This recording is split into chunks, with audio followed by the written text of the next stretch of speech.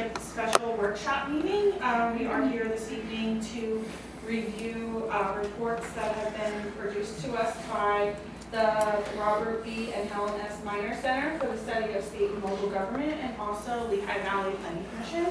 So welcome to those presenters this evening. Can I have a roll call, Stacy? Ms. De Leon? Here. Mr. Gress? Here. Mr. Heinecker? Here. Ms. Altel Cordero? Here. Ms. Ray? Here. Also present this evening is our acting township manager, Jay Finnegan, myself, Stacy Werkheiser, and our director of finance, Patty Brooke. Thank you very much. Can we please stand for the pledge of allegiance? Pledge allegiance to the flag of the United States of America and to the republic for which it stands, one nation, under God, indivisible, with liberty and justice for all. Thank you very much.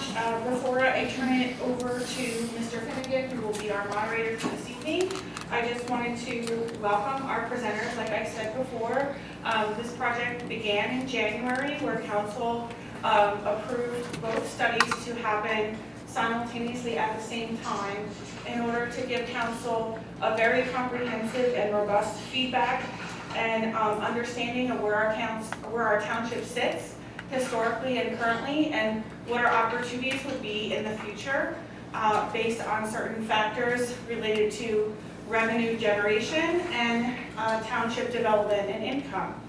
So I do want to say that there's been a lot of work that went into these. I know we've had community meetings, we've had interviews, there's been surveys done. So I want to just highlight how important this project is for the township, because I don't think it ever before in township history have we had so many different professionals from different areas coming forward to help Lower Saucon Township design our future. We have experts here from housing, we have experts in finance, we have experts in environmental and land development, also roads. All of those experts come from the Lehigh Valley Planning Commission and the Meyner Center, who help provide us with very detailed information that we don't otherwise have those experts on our staff. So I just want to say thank you to both organizations for the time and effort that they have put in thus far. This is only halfway through, so you'll see both reports indicate phase one. There will be a second component to both studies that will happen the second half of this year. So they are both ongoing, and we wanted to make sure that there was a great opportunity for them to come forward and present their findings and information thus far, and to help us understand the next phase that we are moving into, which will happen the second half of this year. So I do want to say thank you to both organizations, because it is a pleasure to have you both working with our township, and we are very thankful to have the information and expertise especially that you can provide us that we don't have in-house. So with that, I will turn it over to Mr. Finnegan, who will be our moderator. Thank you. Thank you, Beth.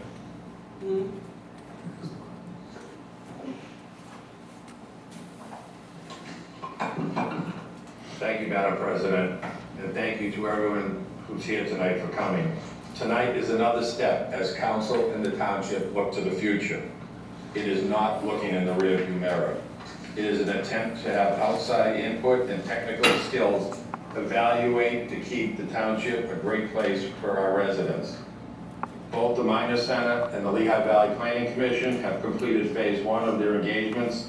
The Meyner Center has already commenced phase two, and the Lehigh Valley Planning Commission will start their phase two by again conducting a community meeting at Saucon Valley High School next Monday evening. For everyone to hear the presenters, I ask that outside comments, side comments, and side conversations not take place. Treat our presenters as you would wish to be treated. Please note that the agenda has specific times. I will try my best to keep us on track this evening. This workshop meeting has a specific end time. We will not be here past 10 p.m. The first item would be courtesy of the floor for any items on the agenda.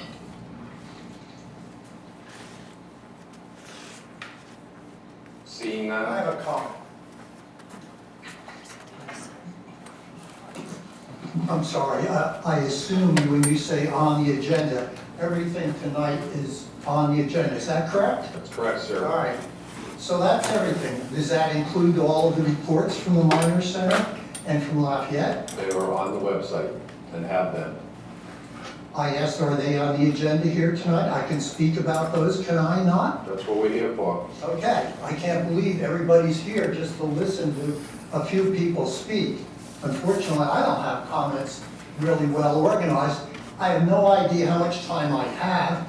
Considering you were ready to move on to the next item, I assume I have roughly, according to my calculations, maybe 10 minutes. Would that be correct?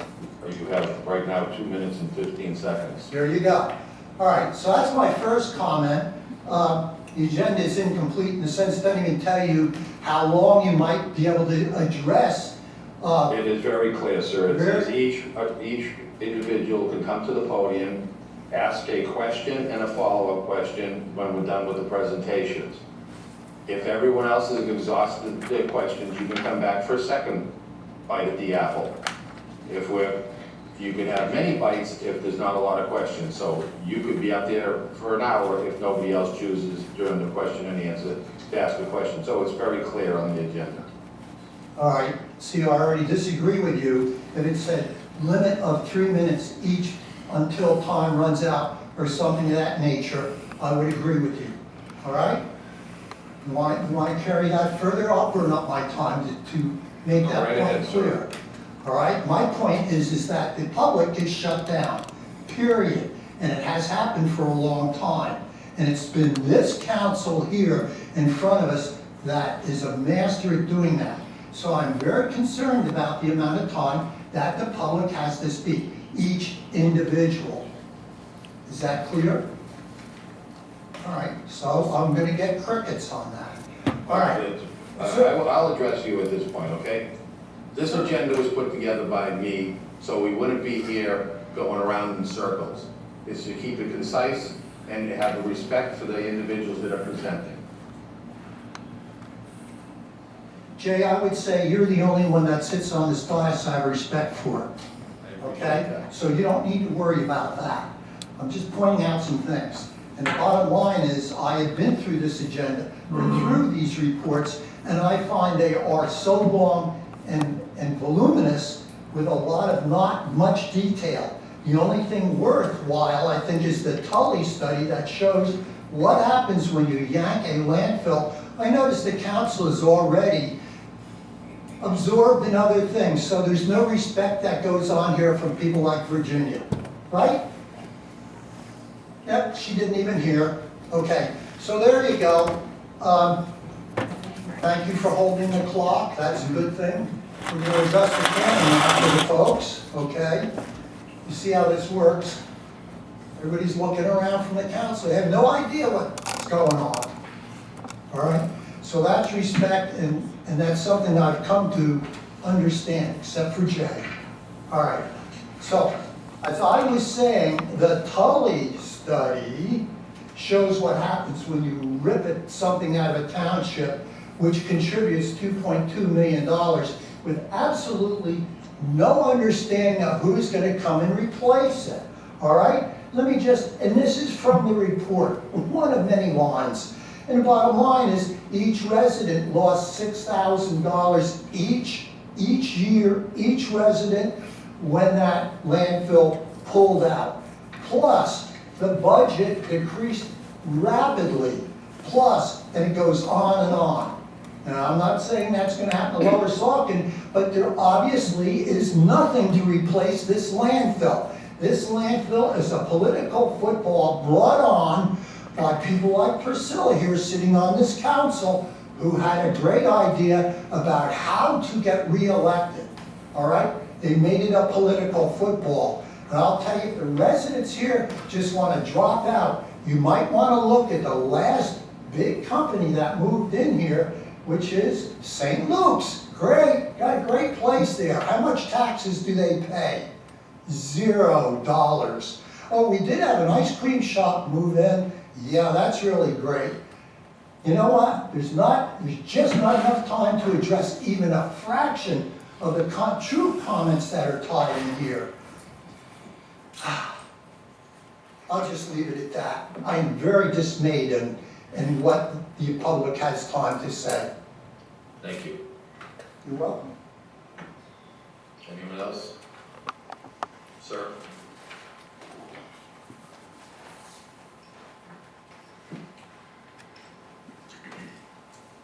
Hi, my name is Mark Panic, 2340 Kings Mill Road, Belltown, Pennsylvania. I've been having an ongoing lawsuit from Lower Saucon Township concerning a zoning Mr. issue. Panic, I'm going to have to cut you off. There is pending litigation between the township and yourself before the Court of Common Pleas in Northampton County. Well, you're part of it, yeah. It's correct. So this council will not entertain any comments relative to a pending lawsuit, because I would also remind you that this is being recorded and could be used against you in a court of law. Well, everything I have is the truth, and you know what happened at our hearing. Mr. You Panic, should have came forward at the lies were told by you. Mr. You Panic. should have came forward, Mr. and Panic, you didn't. So I'm disappointed in you. I said my piece. Do your job properly. thank you. Anyone else?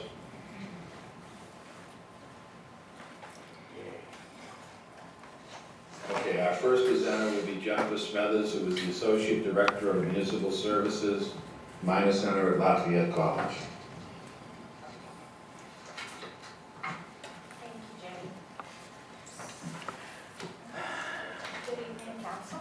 I just wanted to, Move the microphone down. down lower. Yeah. Right there. You can also come to the table if that's more convenient. Sit at the table. Yeah, you can do either or, whatever you prefer. What do you I'll want hold to it. do? Oh, there's a table. Perfect.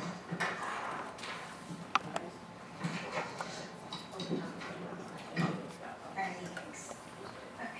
Okay. Is that better? Can you hear me better? First of all, I wanted to thank council on behalf of the Meyner Center for entrusting us with this important study regarding the financial impact of the possible closure of the landfill in Lower Saucon Township. As the first slide says, if I show you the first slide, this report was an independent report completed by the Meyner Center. We are a nonpartisan, nonprofit unit of Lafayette College, and we have absolutely no financial relationship with the Bethlehem Landfill, Waste Connections, or their affiliates, or the township for that matter. The primary goal of our services at the Meyner Center are to educate students about state and local government and make local government more effective and efficient. So we're hoping that this report will help Lower Saucon to be more effective and efficient down the road. As far as the documents, every quantitative finding in this report is traced to an actual audit finance report, a recorded agreement, regulatory findings, court reports, and interviews with the staff and with some council members. So everything in this report can be verified. We name our sources in the document throughout. Any assumptions are stated openly that they are an assumption, and any conclusions in the report that we have drawn can actually be independently checked by going to the documents that we reference. As far as what the study covers and what it does not cover, the Meyner Center was engaged to look at the financial impact. So our side basically focuses on the budgetary impact of the closure under a range of different scenarios and timeframes, whether the township is receiving the revenue its host community agreements requires, whether the township's reserves are adequate, and for how long those reserves will be adequate once the landfill closes, how Lower Saucon compared to their peer landfill hosts. This report will focus on 5 other landfills that are currently opened, and as it was previously mentioned, it does also talk about the Tully landfill as well. And we also focus on options for replacing the host fees. What this report is not going to cover is non-financial impacts. So there are other impacts, obviously, environment and ecological effects are a big impact, health effects, property values for the residents, nuisance, odor, traffic, and recreational effects, and land use and zoning outcomes. The Lehigh Valley Planning Commission is here this evening, and they are going to be going over their community impact assessment, and their assessment will be addressing those issues.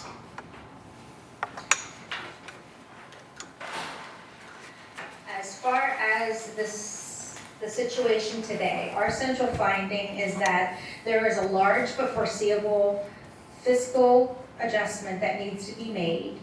It's not a crisis, but there is stuff that there is impacts that the council and the staff are going to need to address down the road. What works in the township's favor is that the host fee is declining gradually. It's not going to just stop overnight. So you have plenty of time to think about how you are going to fill in the gap and make that bridge as far as where you're going to come up with the other $2 million that you're going to need once the host fees are gone. The closure date is a few years away. We range it from anywhere from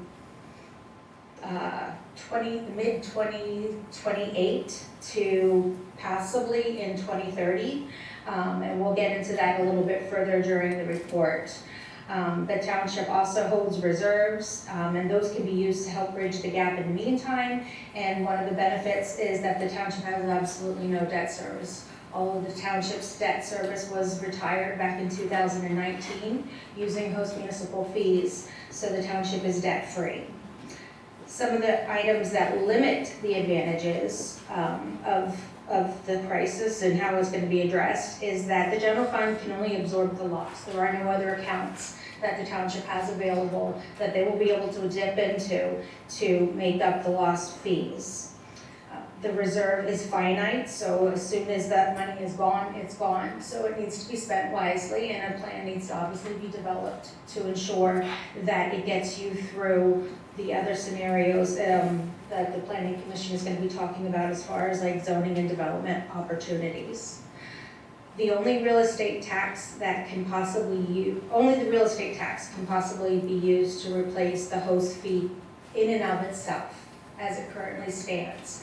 So while there are many different options you can layer to make up the difference, the only source that you could do the entire cover for the $2 million would be real estate, which is obviously not something that I'm sure council wants to do.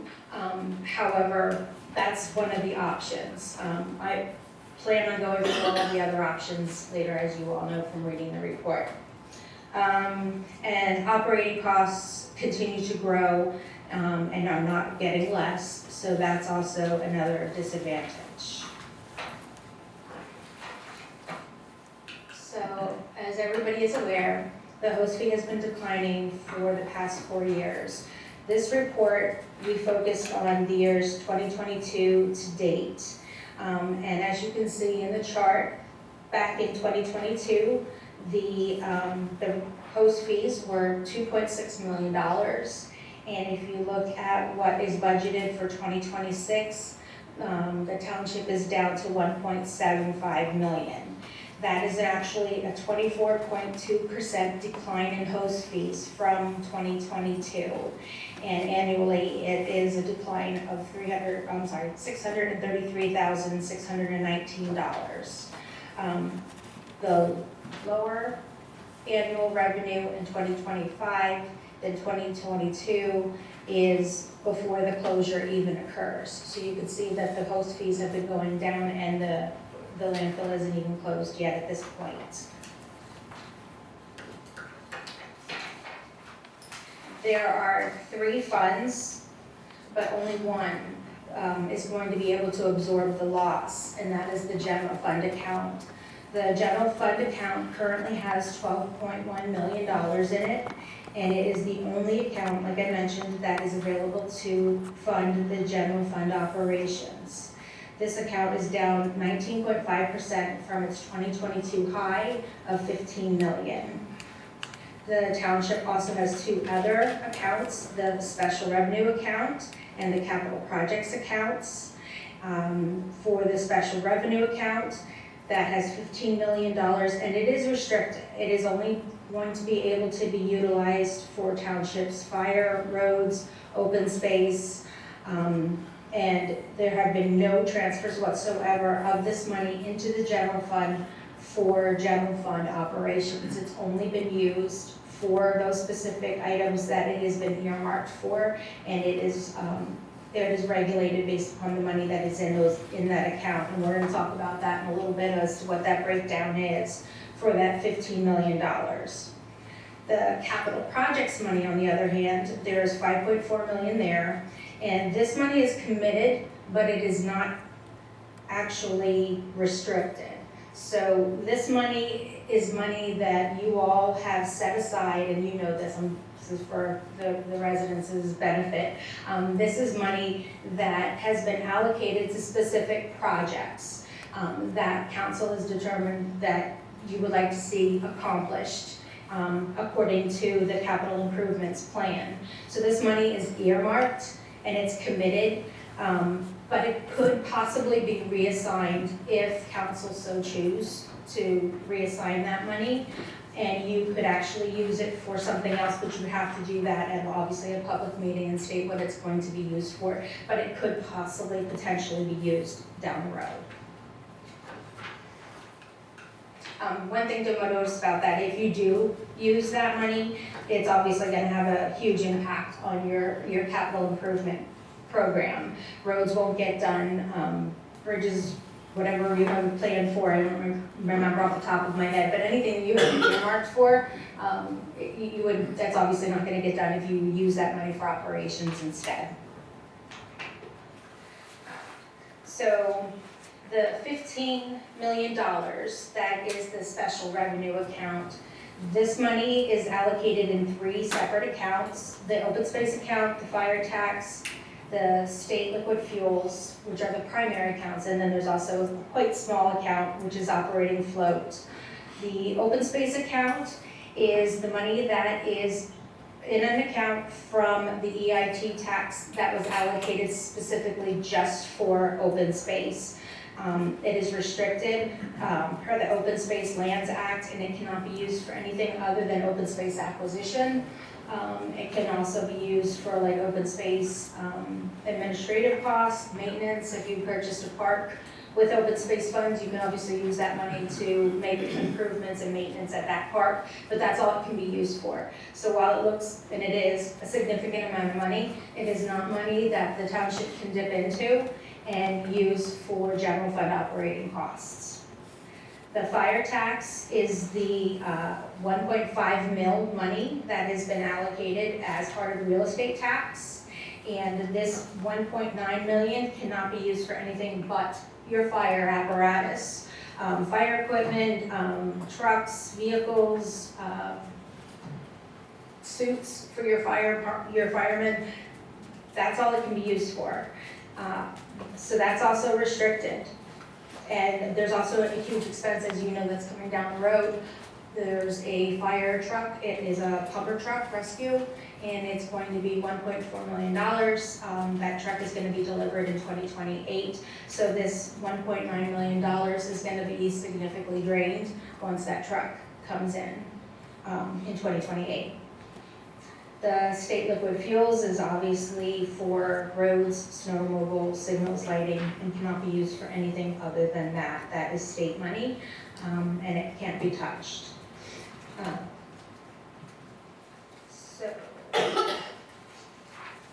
And I did want to note that I did go back through the last 4 years, and I did look, and at no time has the township ever touched any of these funds for anything other than what they were supposed to be used for. You've been following the regulations on those funds.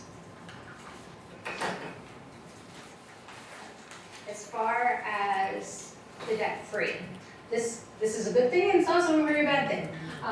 Since the post fees were used in 2019 to pay off all of the township's debt, it's a great thing because you don't have any debt, which is fabulous. On the flip side of that, carrying debt can actually be helpful in some cases because then you haven't spent your money down, which you did, and you could always refinance it and stretch out your payments if you need to.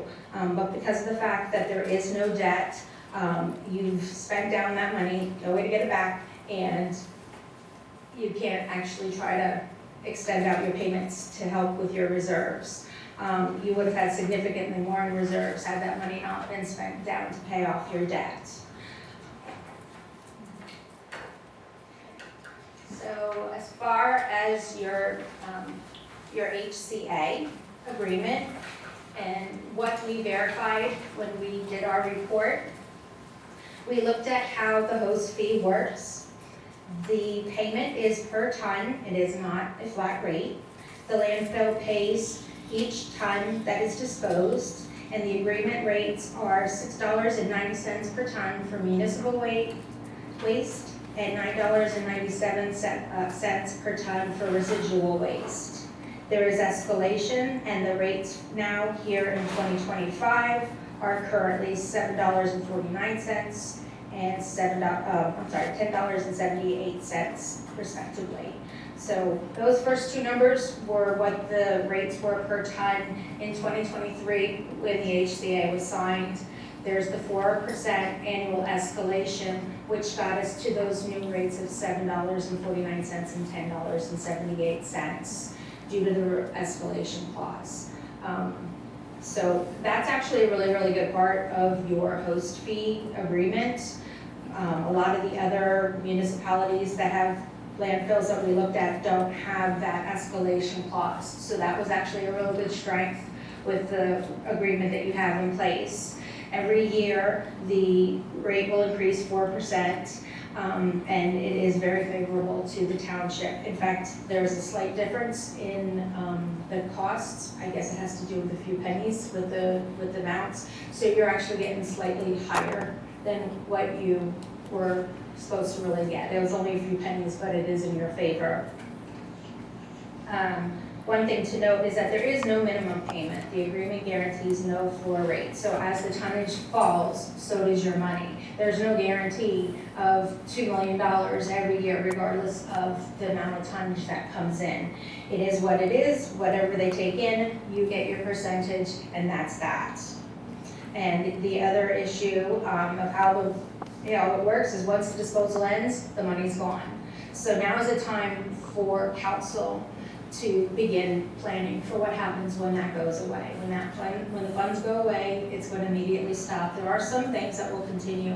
We'll talk about that a little bit more with the gas, methane. But for the most part, significant money is going to end at the point when they stop taking in the waste. But there is time to make up that gap and to put things in place and systems and move forward so that you can actually overcome that revenue loss, from what I've seen in the report.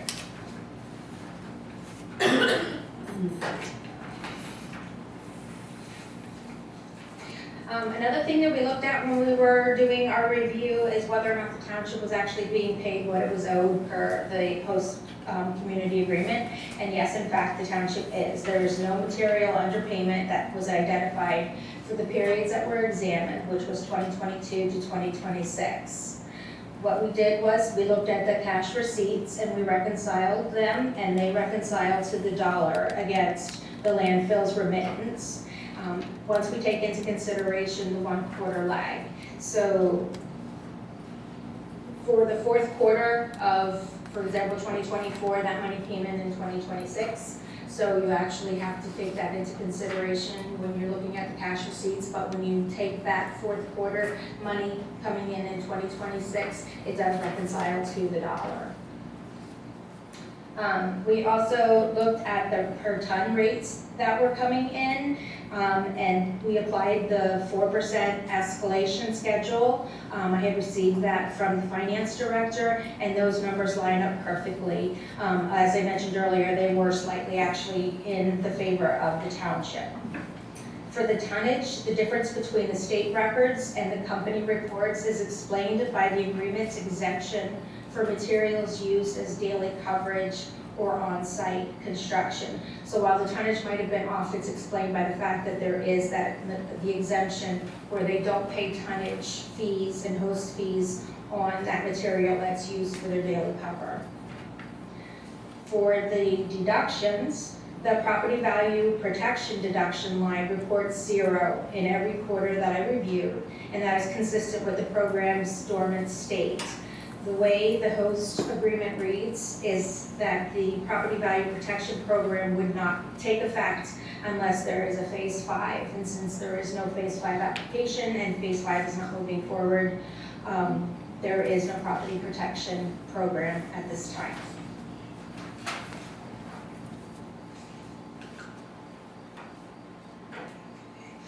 So 5 items noted for the township's attention. There is a 1% prompt payment discount, which averages about $17,000 to $21,000 a year. This is basically ordered by the state, so it's not something that is separately negotiable, but I did want to point out that when the landfill pays on time, and they have paid on time every time except for once during the period that I reviewed, they get this 1% discount. And I shouldn't say that they didn't pay on time, they just didn't pay within the grace period to get that 1% discount. For residual tonnage, that is actually not itemized. So the daily coverage amount, there's no statement, there's no report that actually says how much is being taken out for that daily coverage that you're not getting the host fee for. So it's assumed, but there actually is no statement that actually tells you what those dollar amounts are. So it's just an inferred amount. Also, I wanted to bring attention to the fact that the first quarter of 2026, there was an rate error, an underpayment of roughly $19,500, and the township's finance director caught that error, reached out to the landfill, and they made a payment of $16,736 upon her inquiry. And at this point, unless they've paid it, there was a small variance as of the time I did this report. For the methane royalty, that also was an issue up until the beginning of this year, until the finance director reached out to the landfill. The first payment of $10,000 arrived in early 2026, but there's still no sales receipt to show how the money is calculated against to be able to verify that they're actually paying the 3% and that there isn't more that should have been paid to the township. So I did want to point that out. Part of this report is actually suggesting that there be some type of statement created so that that information could be verified. And the other thing to point out is the audit authority. According to the business privilege tax ordinance, the finance director does have the authority to examine the operator's books, but it has never been exercised. And I do want to point out that none of these top 5 issues that I talked about individually or together is a finding of non-compliance. So this, I'm not saying that they're not in compliance at all. They're just something that I wanted to bring to your attention because they're items that I found in when I was doing the review for the report. As far as what ends at closure and what does not, obviously the per ton host fee is going to end, which means that you're not going to be able to make your transfer to your capital fund using the host fees any longer, and most likely you are not going to be able to hold your tax rate low for your residents. That's going to depend on what you do over the next few years until the closure happens. What survives is the 3% methane gas royalty, the township's ordinance authority over a successor operator. So if some other landfill does come into the township, they will have to pay the business privilege tax. And then also the agreement running with the land will survive the closure.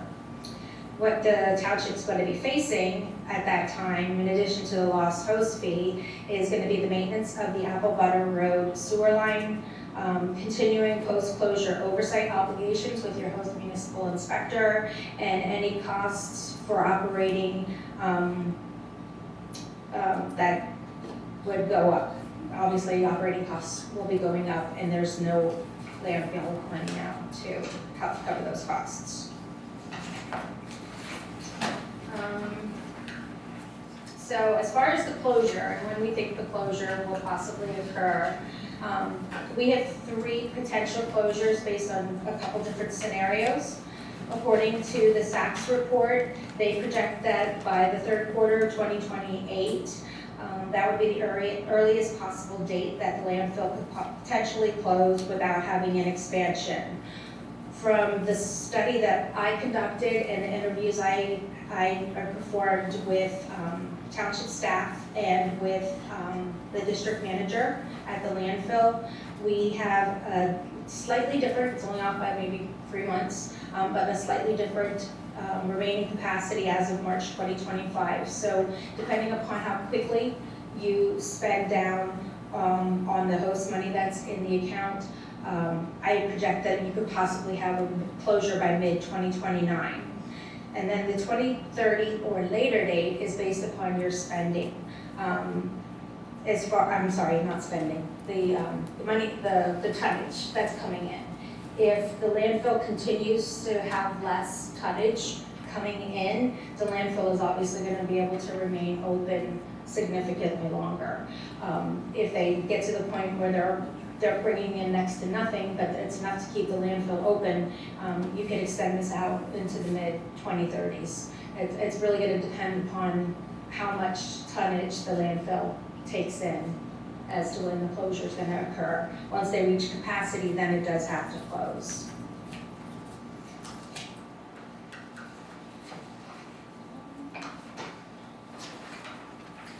So I wanted to explain why I didn't include the Phase 5 expansion as revenue in this report. There are basically 3 reasons why I did not include that in here. First of all, there is no application on file with the DEP for the expansion. Since there's no application, there's no request to expand. That's actually officially on record with DEP.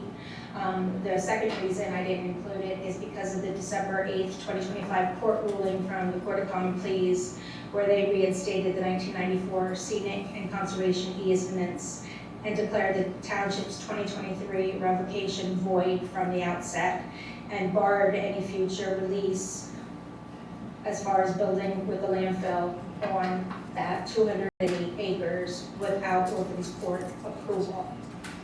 Given that and the fact that the 208 acres are specifically restricted from landfill activities, I didn't feel it was proper to actually include any kind of revenue in this report based upon the possibility of a Phase 5 expansion.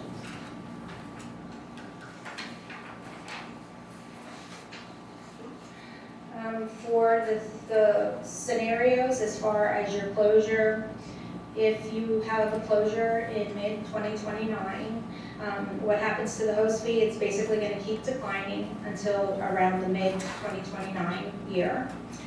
The shortfall begins actually now. It says in here that the shortfall actually begins in 2029, but as I go through some additional slides, you'll actually be able to see that the decline is actually now as far as the host fees, and that you're already operating in a deficit and you're having to tap into the operating reserves for the general funds. This is a severe issue, obviously, and it's something that the council needs to begin planning for now. The second scenario would be the closure in the 3rd quarter of 2028. This would probably be the earliest time that I would anticipate the landfill possibly closing, and that's also it's also a severe situation that the council needs to prepare for. As I mentioned, I didn't project anything for Phase 5, given the fact that there's no application on files and they can't expand on those easements. So there's no reason to project any kind of revenue from the Phase 5 expansion. And then as far as the continued operations, that's where it could go past 2029 depending upon the amount of tonnage that the landfill accepts. While that buys you a little bit more time, it also still hurts you in the fact that the lesser of the host fee that's coming in means you're going to still need to be dipping into your reserves. So the impact. Looking impact of the shortfall for the 2025 audit. This is based upon the DCED report, the actual financial statements, because those were not completed when I was conducting my review. So according to the DCED report, the general fund revenue was $9.48 million, the host fee was $1.98 million, and all other sources of revenue was $7.5 million, with the operating expenditures of $8.72 million. Looking at just those numbers and taking out the expenditures for the capital fund, which was $1.5 million, that you actually operate in a surplus of $761,000. But even with the host fee already much reduced, operations cover themselves and produce a small surplus, but not the money that you've been putting away for your capital fund to take care of your capital improvement plans, expenditures that are anticipated. So if you look at the same year, 2025, and you take out the host fee, that's $7.5 million minus the operating expenditures of the $8.72 million, leaves you in a shortfall of $1.2 million. And that doesn't even take into consideration the $1.59 million that you had been putting into your capital fund for your capital expenses. So the host fee has actually been doing two jobs over the last several years. It's been making up for your shortfall in your annual operating, and it's also been covering your capital expenditures, making it so that you don't have to take out loans to do your capital projects. So that host fee basically covers $2.7 million combined. So if the township keeps capital funding near the recent levels, you need to have $2.7 million in order to do that. And with the host fee money going away, that's a significant impact to the township. So it says as far as the choices that this forces upon council, with the host fee gone, the township pays for capital out of a shrinking reserve, scales back the capital program, or borrows for the first time since 2019. And if capital funding is cut to a minimum, the annual draw falls closer to $1.2 million in operating shortfall alone. So what that means for the millage, you basically would need to make up 2.7 mills. And putting it plainly, 1 mill equals about $442,000 in usable revenue at the 2026 assessed value of roughly $461 million, and the correct collection rate nearly 96%, which is excellent. Township's tax collector's doing a good job. As far as the receipts, the tax alone would take 4 to 5 mills to make up just the host revenue that's going to be lost. So in order to come up with an additional $1.98 million, which is what you had in 2026 budget, you would actually need to take on another 4 to 5 additional mills in your real estate tax. If you wanted to cover the full impact of the closure, to cover the operating surplus loss and the capital that you were putting into your capital reserve, you would be looking at closer to 6 mills in order to cover the total loss of that revenue. So as far as how long does the reserve last? It's really going to depend on your spending. If you can cut back on spending, if you can get some additional grant money, if you can get some development in the works, and some of the other recommendations that we're going to be proposing, not only in this report, but also in phase 2 report. It could go anywhere from 5 to 6 years if you're drawing on it heavily, or it could go into the 2040s. Most likely, it's going to be closer to the 5 to 10 year mark. I know the SACS report felt that it could go into the 2040s, but that would be with significant cutbacks in services, with drawing down on the accounts, with your capital projects. You're going to have to make a lot of adjustments to the work that you were going to be doing if you are going to have that reserve extended to 2040. I'm a little bit over. Am I okay, Jay? Or do you? Okay. So as far as the taxes that you have right now, this, oops, I didn't show you. There you go. Okay, so these are the taxes for the townships in Northampton County. As you can see in the purple bars down towards the bottom, Lower Saucon Township is the 6th lowest township tax mill rate in the county. The average or median mill rate is about 8. So you can actually see that the landfill host fee has been helping to keep your millage considerably lower. The only ones who are lower would be Lower Nazareth, Allen, and Hanover, which we'll talk about because they do not have landfills. And then Plainfield and Williams Township, who are also host municipalities and have their own landfill. So as far as police forces, this chart kind of shows the townships that own their own police departments that do not have landfills. And as you can see, the townships with the police departments and no landfills have significantly higher mill rates for their real estate tax. Lower Saucon is amongst the lowest. And in doing some of my research and trying to find out about the mill rates and people who have police departments and municipalities that are looking to actually get a police department, I found an article and they had quoted the Allen Township supervisor because they had been looking at possibly doing their own police force, and he had stated in order for them to do a police force, they would probably have to increase their tax rate by 2 to 3 mils. So I wanted to point that out because the landfill has been helping you to keep your rate low and still have your police force in order. As far as Hanover, Lower Nazareth, they actually have a regionalized police force. They use Colonial Regional Police. So they do have lower tax rates than Lower Saucon Township, and they do have the police department, but it's regionalized. So I wanted to point that out because that's different, very much different than having your own police force that takes care of everything for you. The next slide talks about Tullytown Borough, the municipality that has already gone through a landfill closure.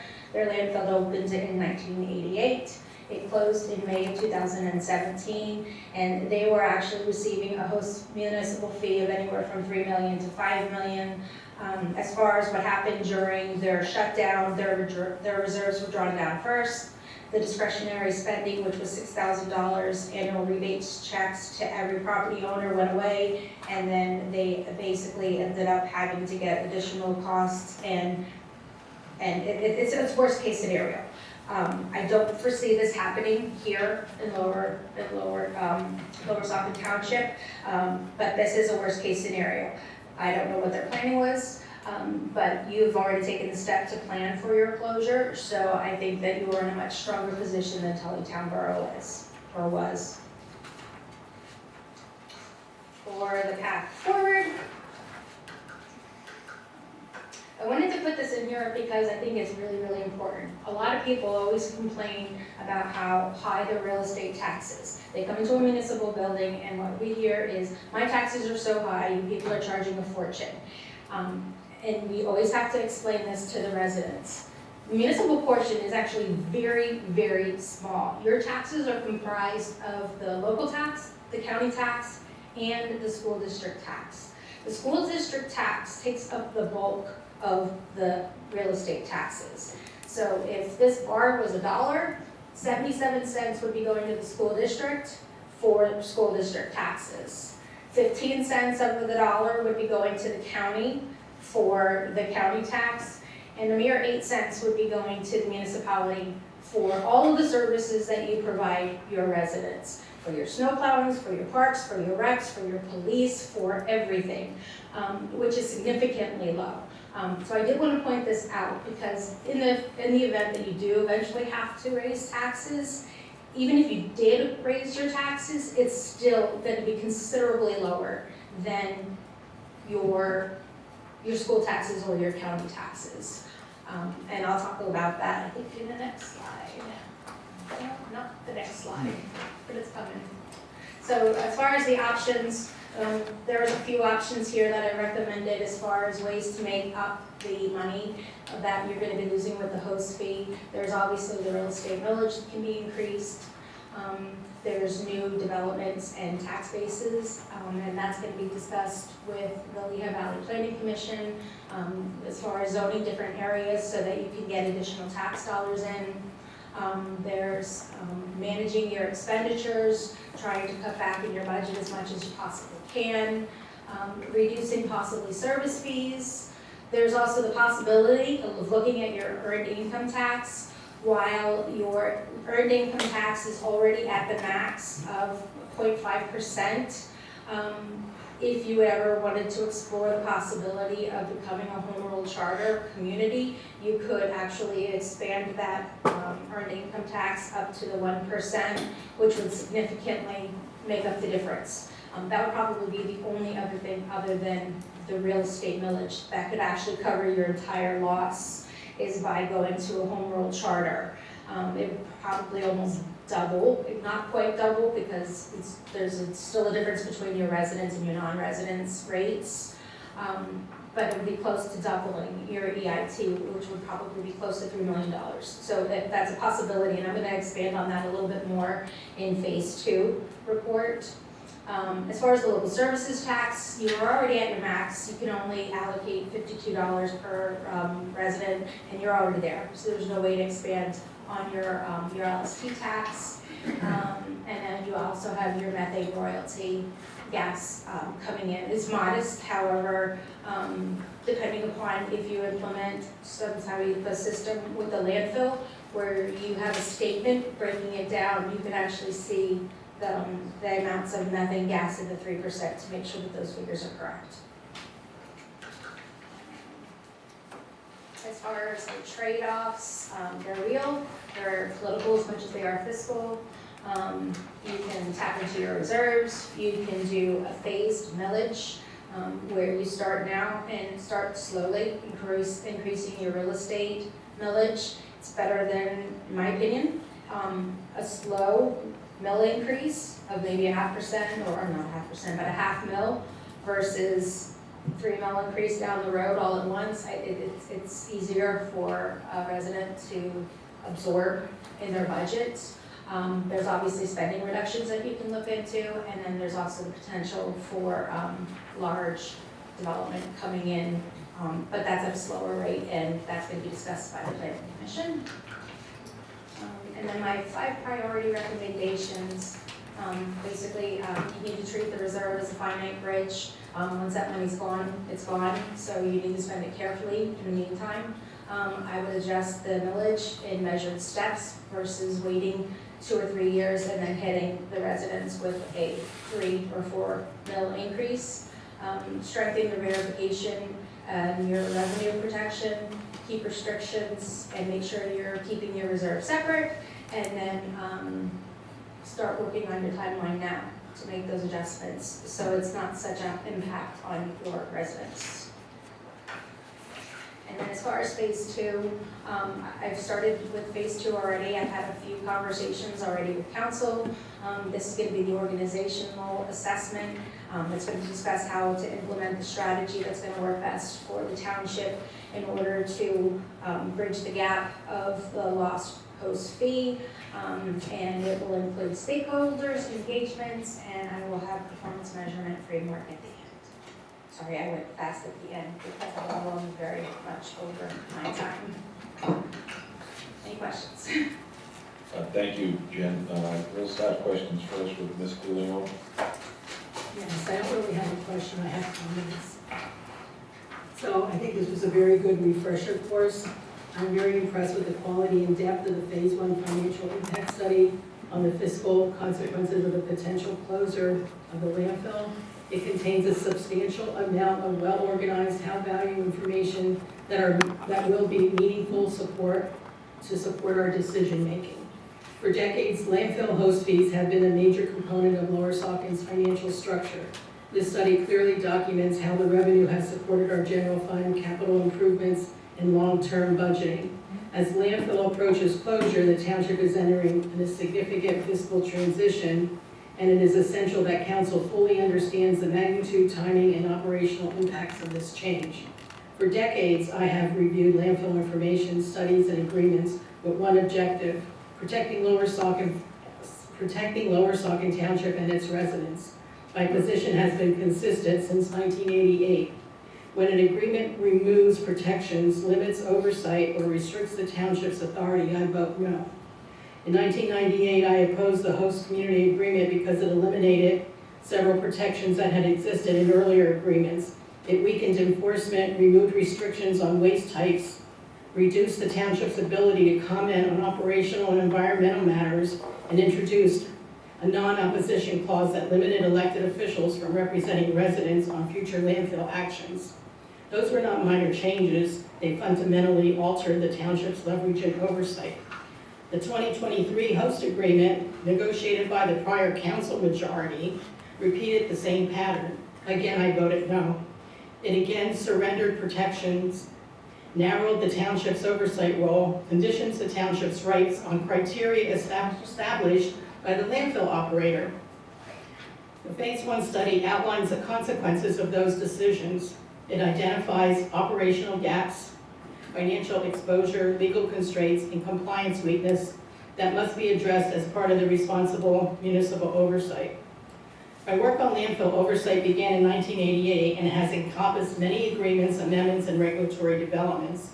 The problems first identified in 1998 continued through later actions and are now substantiated in an independent financial impact study, finally proving a clear external validation of concerns that have been raised consistently for many years.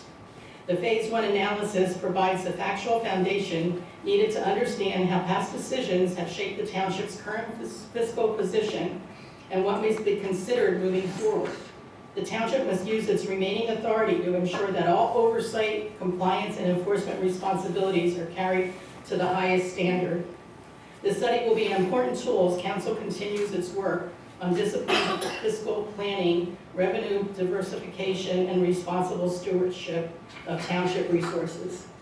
I want to say thank you, and thank you for the validation. Made me feel good. Mixed decision on that, though. Thank you for your time. Thank you. Any questions? No, I just have statements. Thank I'm very pleased with the study. I think this is good, and we're going in the right direction. Thank you. Mr. Gress? Yeah, I have a few questions before I do that. Just thank you for the report. It's very well laid out, and it's very nice that it's relatively simple to understand for someone like me who's not a fancy lawyer and doesn't understand legalese. It's laid out with the numbers, the facts, and it's very clear and easy for anyone to read. And I think that's important, that anyone in the township, even someone in high school, middle school, could understand this and see what the future could look like. Two questions for you. One, you have a list of 5 priority recommendations, and you mentioned that EIT could potentially make up, the EIT tax could make up a large portion of the host fees we're going to be potentially losing. Is there a reason that change or use of EIT was not mentioned in your priority recommendations? When I was actually putting together my presentation here, I looked into it a lot further, Okay. and that's when I was just like, wow, this is actually something that's pretty significant. I also believe that Councilwoman De Leon mentioned it to me too, which kind of prompted me to look into it a little bit further when I was putting this together. So the only way that you would be able to double the EIT tax that you're currently collecting is if you would become a home rule charter. When you did the home rule charter, had a specific terminology, original plan, that was only allowing the township to change its form of government. So So it went from council role to basically council manager form of government. So that made it so that the second-class township code was still applicable for your regulations. So you have to follow the second-class township code and the second-class township code taxing regulations. So according to second-class township code, you can only charge 0.5% for EIT. Now, if you would switch to just straight home rule charter, then you could actually double that and go up to 1%. And that 1% could have a significant impact as far as revenue for the township. It's not something easy. You would obviously need to look into that further with the solicitor and get guidance from the solicitor about how to do it. It's probably a 2 to 3 year process, but if it's something that council is interested in doing now as a way to try to make up some of the post fee that you're going to lose, now's the time to do it, because if it's going to take 2 to 3 years, you've got 2 to 3 years right now to begin the process. Okay.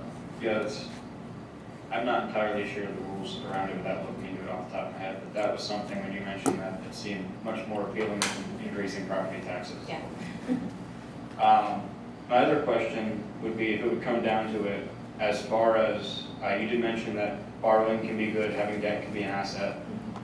If it came down to cutting services, lowering costs, or borrowing money to continue to make those costs without, say, increasing the real estate tax, which route would you go down personally in your recommendation? Would you go for borrowing money or for cutting services?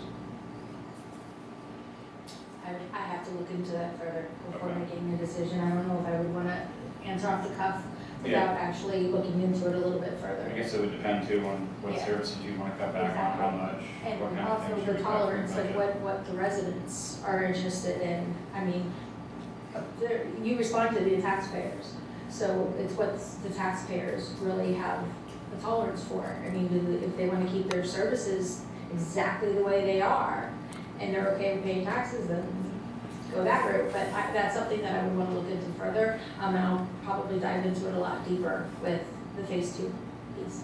Okay, awesome. I believe that's all the questions I had. Again, I appreciate the report, and it's very easy to understand, very thorough. Thank you. Mr. Heimbegger? Hi, thanks for coming up tonight. I got a few, I got 18 pages for you. you got my. I got your, yes, Jay shared that with me. All right, so of what I sent out, I just highlighted a few things I want to get into tonight. Okay, I don't want to talk about the past. I want to talk about the future. okay. I'm looking to you all for a roadmap and some navigation on where we're headed.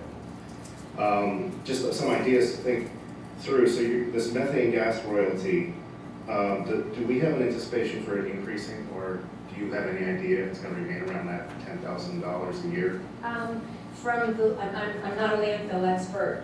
Okay, but have you done any? I've done a little bit of digging on the internet, but just because you read it on the internet doesn't mean that's true. But from what I did find is that, and the landfill can correct me if I'm wrong, but it looks as though once the landfill closes, the methane gas usually continues for anywhere from like 10 to 15 years to produce. And it seems like it kind of ramps up a little bit in the early years, and then it slowly dwindles down. So I would think that it could possibly increase. I don't know how much. I wouldn't even want to begin to anticipate or guess at what that number could I possibly be. understand. Now you say there's no floor, so, I mean, what makes sense operationally for this organization? There's no way for us to set a cutoff date in all of this, in any of the agreements that we have? No, basically the landfill will shut down once they have no more capacity, and that'll be the cutoff date. And there's really no way to pinpoint an exact date, because If they it's just wanted to take one truck a year for the Yeah, they next could- 20 years? yeah, it could, and it would still stay open. Okay. That would be my understanding, but I'm not a solicitor, so yeah, I mean, I would get legal counsel on one truck a year, because that doesn't sound like, Yeah, I but understand. I can't answer like legal questions. It was interesting for me to read and see these charts that show, you know, that the Lower Saucon is among the lower taxed municipalities in the county. and it definitely has a lot to do with the revenue that we've generated. But I think it's maybe created a false sense of profit or comfort in the community where we're already drawing at a deficit to maintain the services that we're currently providing, let alone moving forward with the costs of road maintenance and police contracts and things of that, where everything seems to be going up. So let's talk about the general fund. If we draw at the current rate, when are you saying that we run out of money in that account? 3 to 5 years from now? I think it was 3 to 5 After the years. closure or from that? Well, you're drawing on your reserves now, as it is. Because of the, because of the fact that the host municipal fee has declined 24% since 2022, you've started drawing already on your reserves. So I think last year it was maybe $800,000 you took, and this year it looks like you're planning on taking maybe 1.7 million out of your reserves. So it's significant. So if you keep pulling the 1.7 million out of the 12 million reserve, you're looking at what, 6 years, 5-6 years, and the Yeah. money's gone. Right. I guess if we then reduce, the expenditures, that's where it pushes us to maybe out to 2040, that fund. Right, if you look at, there's several things that you could layer that could help make up the deficit. So if we want to keep this to where we can go to 2040, we're looking at probably trying to cut about $1.5 million off of our budget moving into next year. Possibly, yes. Okay. And the 1.5 million that you are, the 1.7 million that you're taking out of your reserves for 2026, you're actually taking that, part of that money is coming out of the operating reserve, the general reserve, and you're putting it into your capital reserve. So you're drawing it out and you're putting it into another account for projects. So that would be one place where you could cut. But then it is going to have an impact on your CIP. The capital plan. Exactly. Right, exactly. I guess I need to look more into the capital plan and see what items are in there that we are looking at for a major investment. There are some major expenses Right. in the capital improvement plan. And can any of these capital projects be funded via separate fee or tax? Yes. Yes. You could finance them. You could look for grants to help with that. So yeah, there's other ways of doing it other than pulling out the total cost from your capital reserves. So, how much, if we are going to borrow for any of these capital versus just service level expenses, but for actual hard infrastructure capital improvements, which might make a little more sense? Because would you agree that it does make sense? Do you support a municipality of our size maintaining or carrying some debt? I think most municipalities, from what I've seen in the work that I've done, carry some debt. Some debt that is beneficial in some ways to In some help ways, balance the It needs. can be beneficial. I Okay. mean, it could also hurt you too, but it can help you. How much debt can or should this township, Lower Saucon, carry? I can't answer that without diving deeper. I understand, but I'm asking that question to maybe consider for For phase the 2, future, to understand, how much if debt we are can going, you carry? if there's a bond or issue or a borrowing approach here that can be a bridge as well, what does that look like? And how much would that cost us in debt service annually? I have to look into that. So yeah, shortfall after closure, $1.2 million on the low end, that's $2.7 million increase for all of our capital projects and keep everything in the township the way that it is right now. The people in the public I'm talking to, we're looking at a $6 million increase. Right now, our millage is what, 4.2?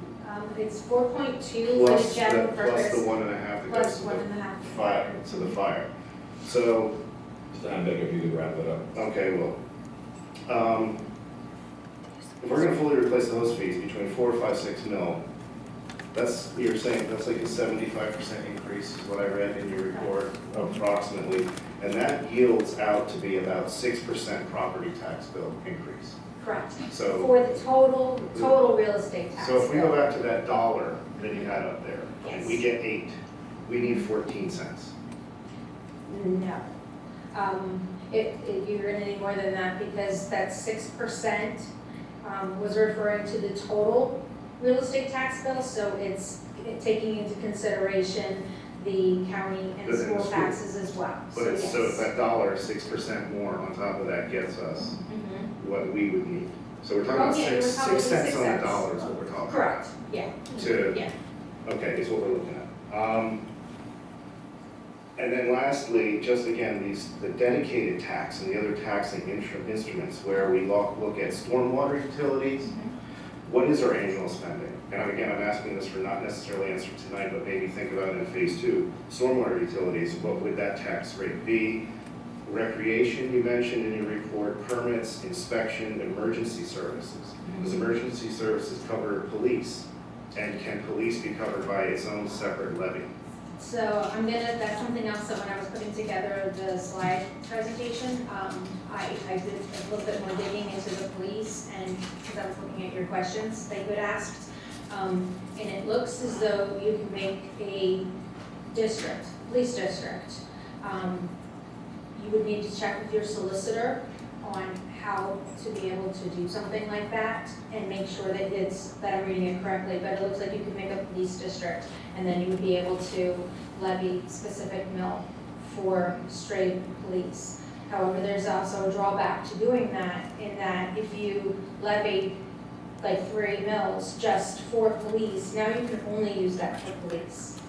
So would it make sense to do it for just police or just raise it 3 mills and be able to use it for whatever the township needs? Well, you understand that that's a significant portion of what our expenses are. Exactly, yes, I do understand that. So, and then lastly, again, on moving forward here, what would be a phased increase approach? What makes sense? So, it's like 25, 1, We'll have to look at the and numbers over the time and see frame, what I would when should that recommend. start? Yeah. So those are the kind of guideline questions that I have for you to understand what's our best course of action in all of this. I appreciate your time, thank you. Right. Okay. Yeah, I did prepare a big list of questions, but I didn't see the list of questions, so. I think your report was very good. It put a lot of information all at easy to find place for us.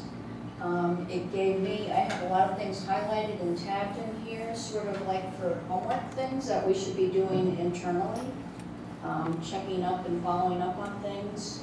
One of them had to do with the gas that everybody's asking about. It kind of seems like that $10,000 payment was sort of like a random amount pulled out of the air. So I'm hoping there's some follow-up there because it just seems, like that doesn't seem like that would be the correct amount. So either.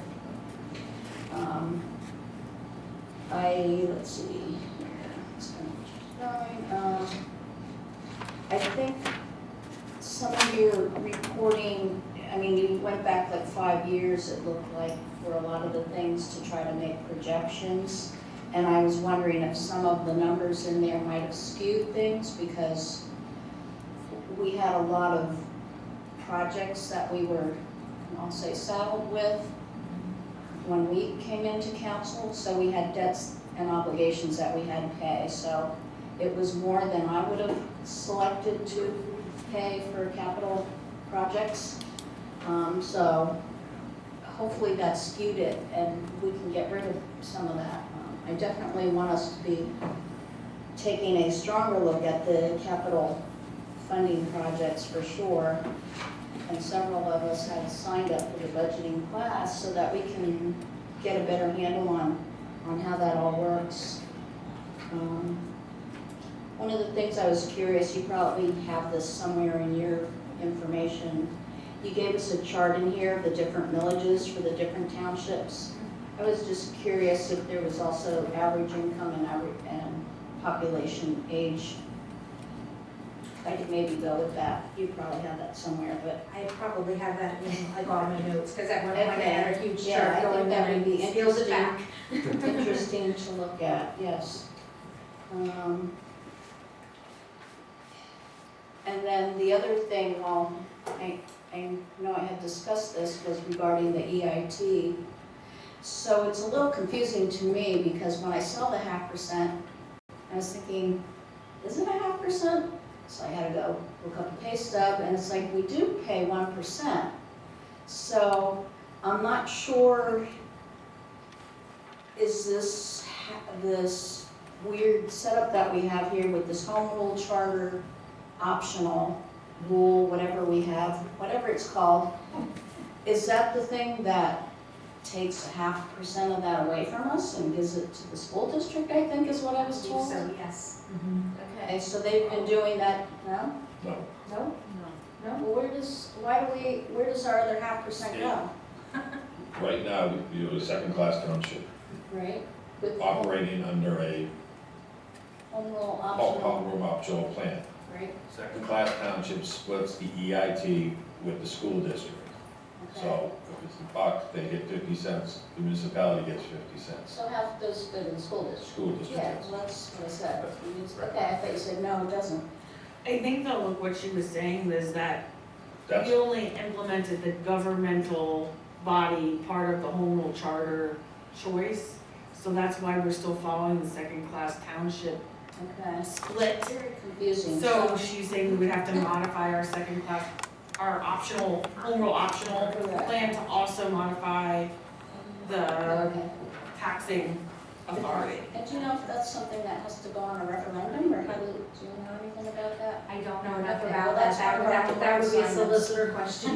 Yeah, that's a homework assignment, so, yeah, that jumped out at me right away, because it's like, oh, right there's the money. Well, that's like $1 million. It's more than 2 million. I thought you said 1. I thought you said 2.1 million. Well, I think you guys get about 3 million in EIT, so, and that's with the 0.5%. But it's also, there's restrictions as far as residents and non-residents, so not everybody would be getting charged that 1%. So I would think it would probably be maybe around 2. I didn't run the numbers, I just was looking at that today, so I didn't run the numbers to see exactly what it would be. I don't know if I would even have your resident versus non-resident EIT stuff that I could even break something like that down. Okay, well, like I said, a lot of homework for us to do, but it was nice having a lot of these facts and figures all put together in one place to find, so thank you.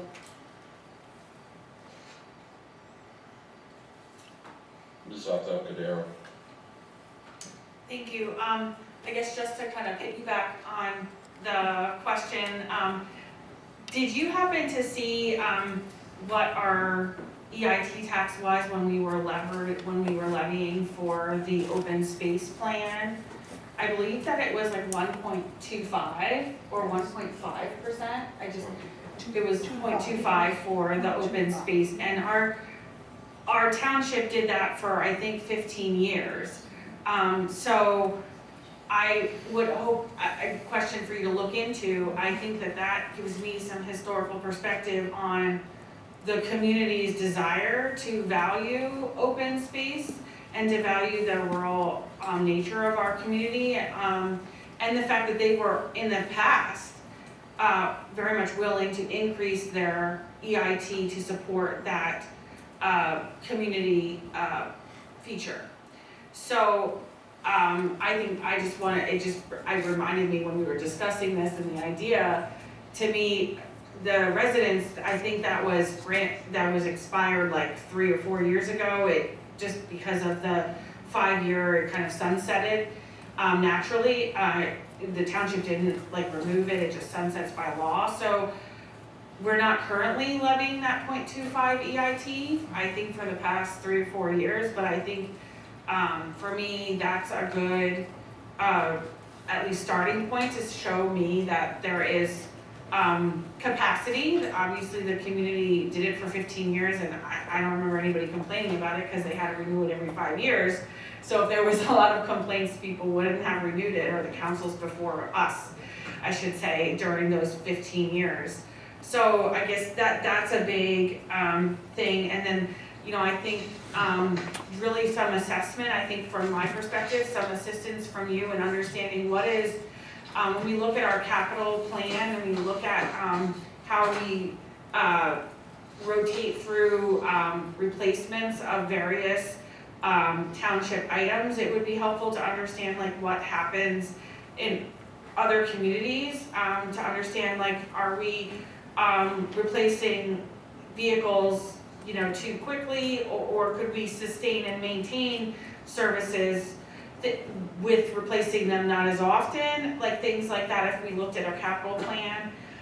The other thing I wanted to highlight is I believe one of the big transfers that when you had talked about the 2026 budget, the 1.5 million transfer to the capital fund was to support our public works garage. So that was a high priority to support our staff. That garage is well overdue for an upgrade.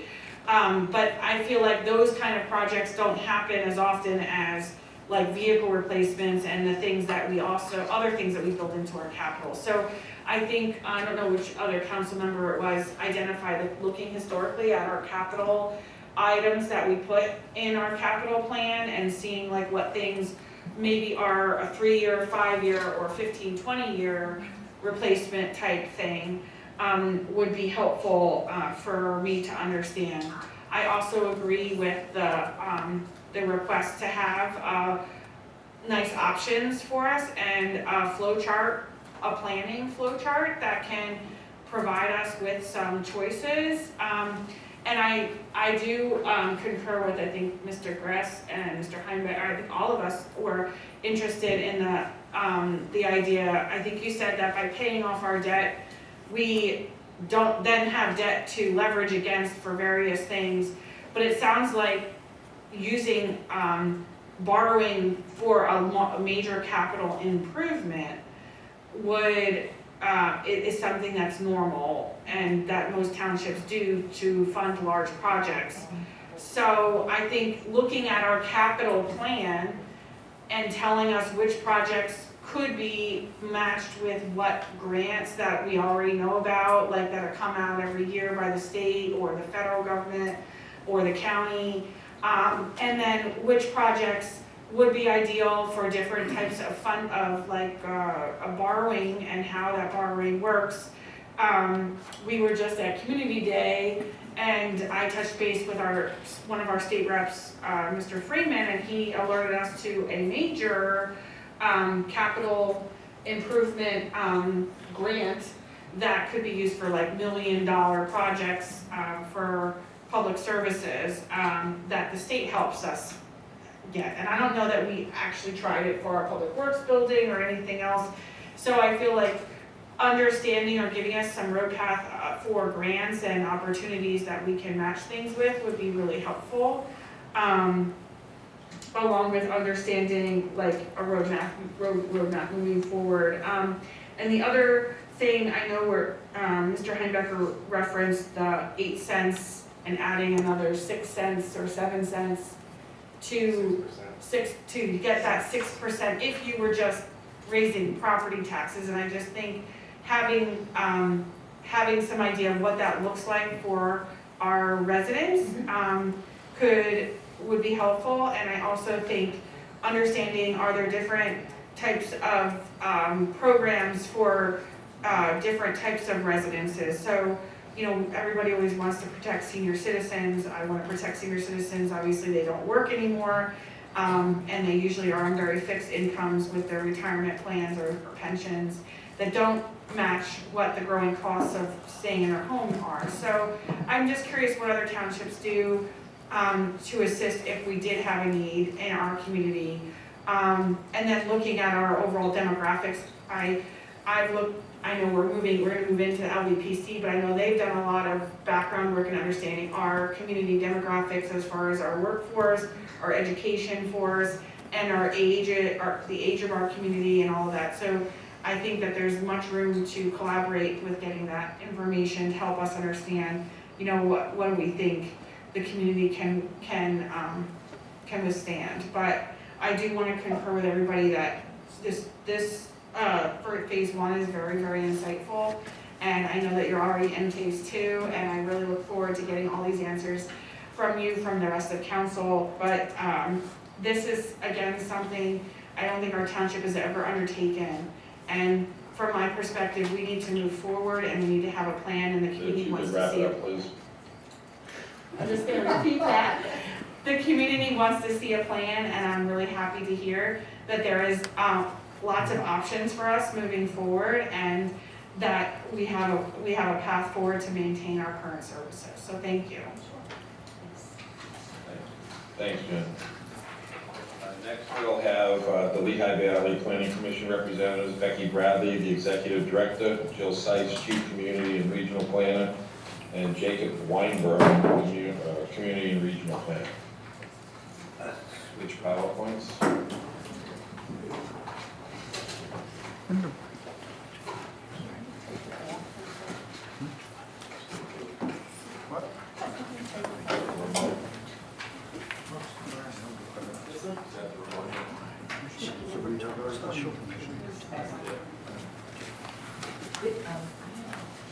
Mayor Pro Tem.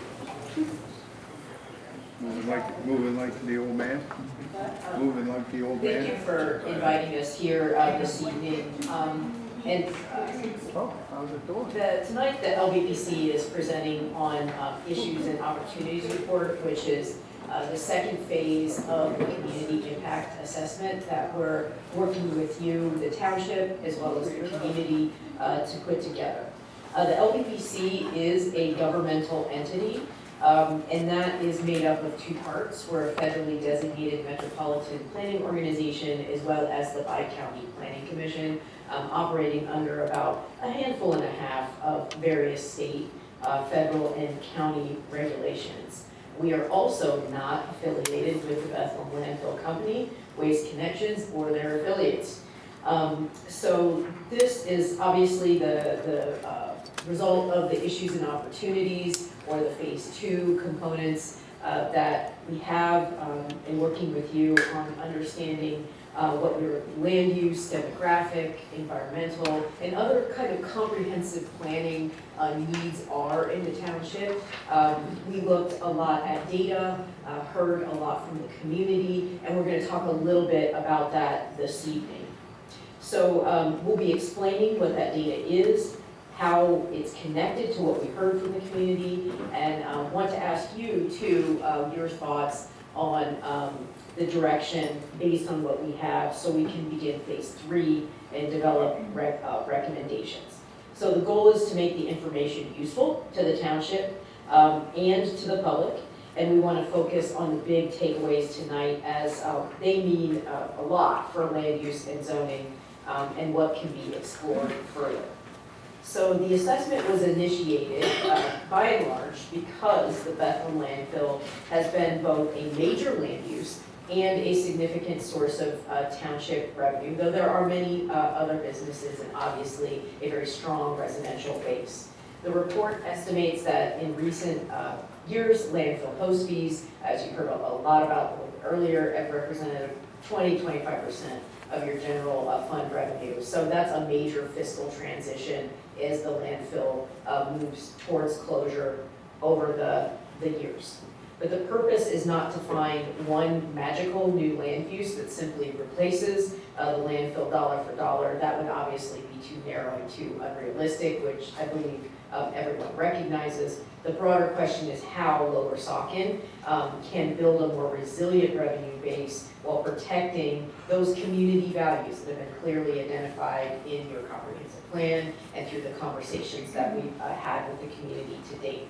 So that includes your natural resources, your open space, farmlands, and that rural to suburban character that residents consistently say are some of their highest priorities.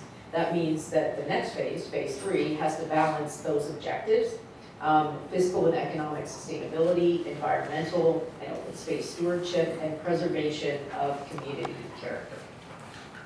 So again, this project is being completed across multiple phases. Phase 1, gather baseline information and community input. Phase 2 is where we are right now, which analyzes what we've heard to date. So that's existing conditions, and then identifying issues and starting to talk through the opportunities. And then phase 3 is where the work becomes more action oriented. So what are we going to do around zoning, what corridors can actually support growth while maintaining those broader values as examples. So that may include potential zoning changes, development type opportunities, preservation priorities, implementation timelines, and then some further in fiscal and infrastructure analysis. So I'm going to turn it over to Jacob to dive into some of those findings. Thanks, Becky. Before we get into the individual findings, we wanted to briefly explain some of the components of Phase 2. It really was broken into two parts. First was our engagement with the residents to learn about what those specific values were in Lower Saucon, what concerns you had about future change, and what kind of opportunities may be open to consideration. The second part, which Jill will get into a little bit more in depth specifically, was looking at the different perspectives that we got from the data across the demographics, the land, housing, the zoning and land use specifically, the development that already exists, the economic impacts that exist, and the return on environment and transportation analysis. The first public meeting we held was on March of this year, and we had 76 participants that came to the high school to talk to us about some of these impacts. From that event, we heard from residents that they strongly valued open space, farmland, the forests, streams, trails, scenery, schools, public safety, and the township's suburban, rural quality of life. At the same time, the community input also suggested that residents were very open to very intentional growth and economic development. The concern is reasonably around what specific type of development, at what scale, in what location, and with what impacts. Residents were very cautious about community impacts that could result from development, including traffic, truck activity, school transportation, pedestrian safety, and they wanted to make sure that they were supporting the trail connectivity. So based on this, Phase 3 will incorporate that input to define what kinds of growth may be compatible with those community values. Some of the ideas we heard in the community meeting included small businesses and community-serving retail, professional offices, technology-oriented employment, and clean and light industrial that makes sense in appropriate locations, and lots of recreation, agritourism, farmers markets, event spaces, arts, and cultural uses. Now to quickly jump into some of the demographics, we looked at who lives in Lower Saucon today, and the community is in a state of change, and what that may mean for the future needs. Median household income was around $125,000. Poverty is relatively low, and nearly half the residents have at least a bachelor's degree. But there are two important trends underneath the picture. First, the township is expected to continue growing from 11,100 residents roughly today to roughly around 12,800 residents by 2040. Second, the population is getting older. The median age is 47 years old. Nearly 1/4 of residents is already over the age of 65. For Phase 3, this helps us think about what a growing and aging population will need. Essential services and businesses, opportunities to age in place or downsize, and amenities that can help retain younger households. So now I'll turn it over to Jill to talk a little bit about our land uses. Thanks, Jacob. And as you all probably saw with the report that was shared, it's a 50-page document that really dives into the substantial analysis behind all of these subject areas. And tonight we really wanted to kind of focus on what some of those high-level takeaways were in each of those analyses. Not dive into too much of the numbers specifically, which is something that we do want to get into more at the community meeting coming up on Monday. But in particular, we wanted to kind of highlight what usefulness each of these analyses will have as we look at what recommendations could be shaped in Phase 3. And so the land analysis looks at the township's ability to accommodate development from multiple different directions. First, where does Lower Saucon actually have the physical capacity to accommodate that investment? And also, where are the resources that should be protected? The natural resource and farmland maps show strong environmental and agricultural patterns across much of the eastern and southern township areas. The water and sewer map shows public utilities are concentrated primarily in that more developed western portion of the township, with some smaller service areas to the north as well. So future recommendations in Phase 3 will not simply consider where there is vacant land in the township that could theoretically have development on it. We're really going to start by asking which areas should be protected, where community does not want to see development, and which areas then could realistically be served which are connected to transportation networks, that key utility infrastructure, and only then would we consider what uses may fit in those specific locations. The housing analysis looks primarily at what kinds of housing Lower Saucon has today, as well as how much housing will be needed looking into the future. A consideration for the township is that the township does have relatively little housing variety. About 80% of the housing stock is single-family detached. Another 14% is single-family attached, so twins and townhouses. There are comparatively few apartments, duplexes, or smaller rental units. Because of the township's anticipated population growth that Jacob shared, there's an opportunity to pair some more intentional housing development with the township's considerations for economic development strategies to ensure that those economic development approaches are viable for those businesses to locate in the area and make sure that housing is provided for the workforce that would come with that. So in phase 3, we can explore whether there are appropriate locations and housing types that provide those workforce opportunities while still fitting into the township's overall character.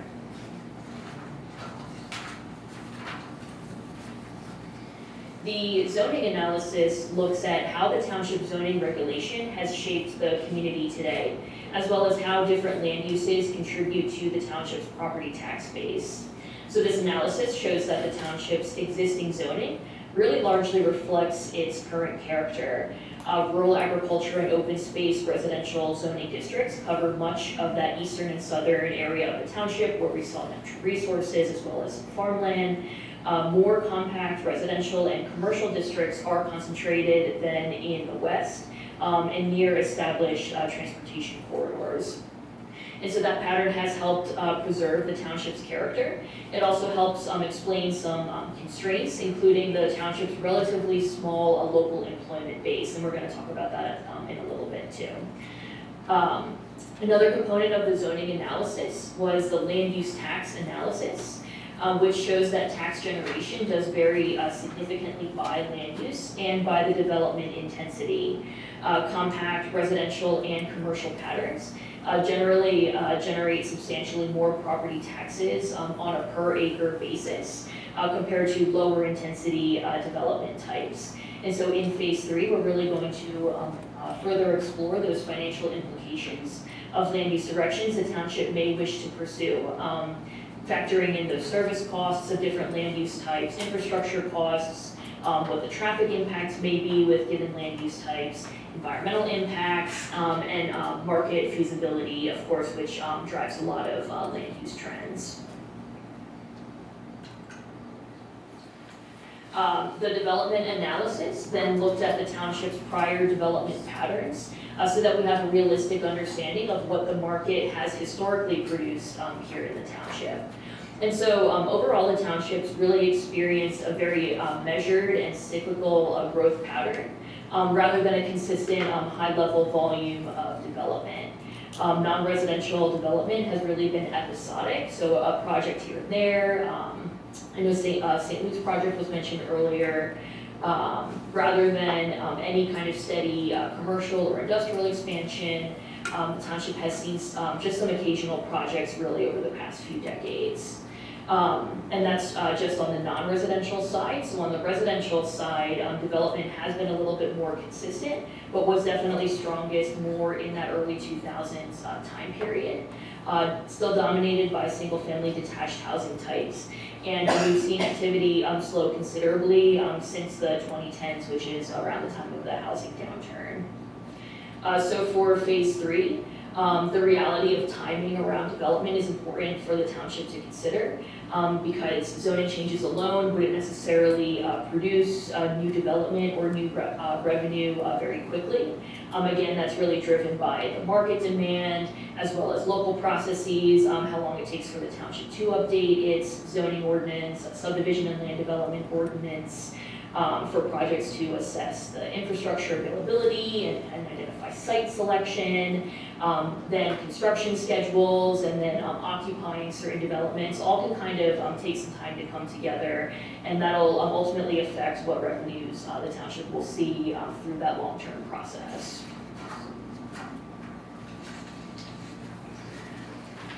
And the economic analysis looks at what kinds of jobs currently exist in Lower Saucon Township, which industries are more or less concentrated here compared to other areas of the region, and how the township's job base has changed over time. And so the analysis does show that there is a strong resident workforce, so a lot of people in the township are working, but there's a relatively limited amount of a local employment base. So we identified about just under 1,500 jobs located within the township specifically, while more than 5,000 residents are commuting outside of the township for work. So that means the township's economic strength is more so tied to its regional access rather than local employment within the township specifically. And so for phase 3, that suggests a need to test whether certain employment generating uses can strengthen that local employment base without creating significant conditions around traffic generation or land use impacts. The return on environment analysis puts numbers behind something that we've heard residents consistently tell us, that Lower Saucon's natural resources have real value. The return on environment assessment reframes open space and natural resources as infrastructure and economic assets with a value of estimated $63.2 million per year in natural system services. And so those assets include water supply, water quality, flood mitigation, pollination, wildlife habitat, biological control, soil formation or retention, as well as a tree canopy, which removes air pollutants and sequesters carbon. And so the report estimates 7.3% property value premium for homes that are located near especially protected open space, which translates into an additional assessed value of roughly $24,000 in annual township property tax revenue. So a key point for phase 3 is that preservation and economic development don't have to necessarily be opposite goals. There is a lot of benefit to retaining and preserving the natural spaces that the township does have. And so a solid recommendation framework for phase 3 should identify those areas where preservation provides the greatest public value before determining where development then may be appropriate, if any, within those naturalized areas. And lastly, the transportation analysis looks at how people and goods move through Lower Saucon today, what different roads are designed to do, where traffic is concentrated, and what transportation investments are already planned. The transportation analysis shows that Lower Saucon is well connected regionally, which is one of its strongest economic assets. There's Route 378 and proximity to the city of Bethlehem, Borough of Hellertown, and several other employment centers that the township has access to. It's important to note that the transportation network isn't uniform, so there's traffic volumes that are more so concentrated on those I-78 and western corridors where there is more existing development. Northeastern and rural local roads generally carry much lower volumes, and so they serve a different function in the township. And that functional classification matters because those major and minor roadways are more appropriate for carrying traffic compared to some of the local rural roads that the township has. And so that's also a factor of where development is appropriate. And so for phase 3, the land use recommendations should be connected directly to that transportation capacity, as well as any planned investment for transportation infrastructure in the township. And an important consideration of that is also maximizing access to Lanta transit stops and routes, which we also know run through the township. And so to kind of connect all these together, in the report, every analysis is very much kind of framed in its own little silo. But looking ahead to phase 3, the community's input so far has really helped us start to develop this framework for developing what recommendations could come out of the report. Step 1 would be to identify what to protect, environmental, agricultural, scenic, or open space assets that should really be set aside before considering where development would go. So that's like step 1. Second step would be what services are available. So where do water, sewer, public services make growth the most feasible, which is also something that developers look at when seeking to locate businesses in an area. The third factor is the connections, which roads and corridors can support additional trips and which areas should be protected from any incompatible traffic, whether that be from trucks and freight or high traffic volumes. And then that last step is really then looking at the land use fit. What land uses in particular, at which scales and levels of intensity, and with what design aspects can align with what the community has identified that they value in those particular areas. And so you see how all the analyses really kind of start to layer together to form those policy decisions and directions. And so the intent for phase 3 is for the recommendations to be practical and again aligned with the community's vision and goals as we've been hearing. And so another guiding factor for the recommendations in phase 3 is going to be the findings of the community survey that was recently opened. We received 481 survey responses. Just a quick summary of some of the things that we saw and heard. About 97% of those responses self-identified as being Lower Saukett residents through the residency and tenure question that was asked. But ultimately, the reported results for the survey are only going to include those responses that did self-identify as residents. And so we're going to remove the about 11 responses that didn't indicate that they live within the township. In some preliminary findings from that survey, they were very much consistent with what we had already heard from the initial community meeting.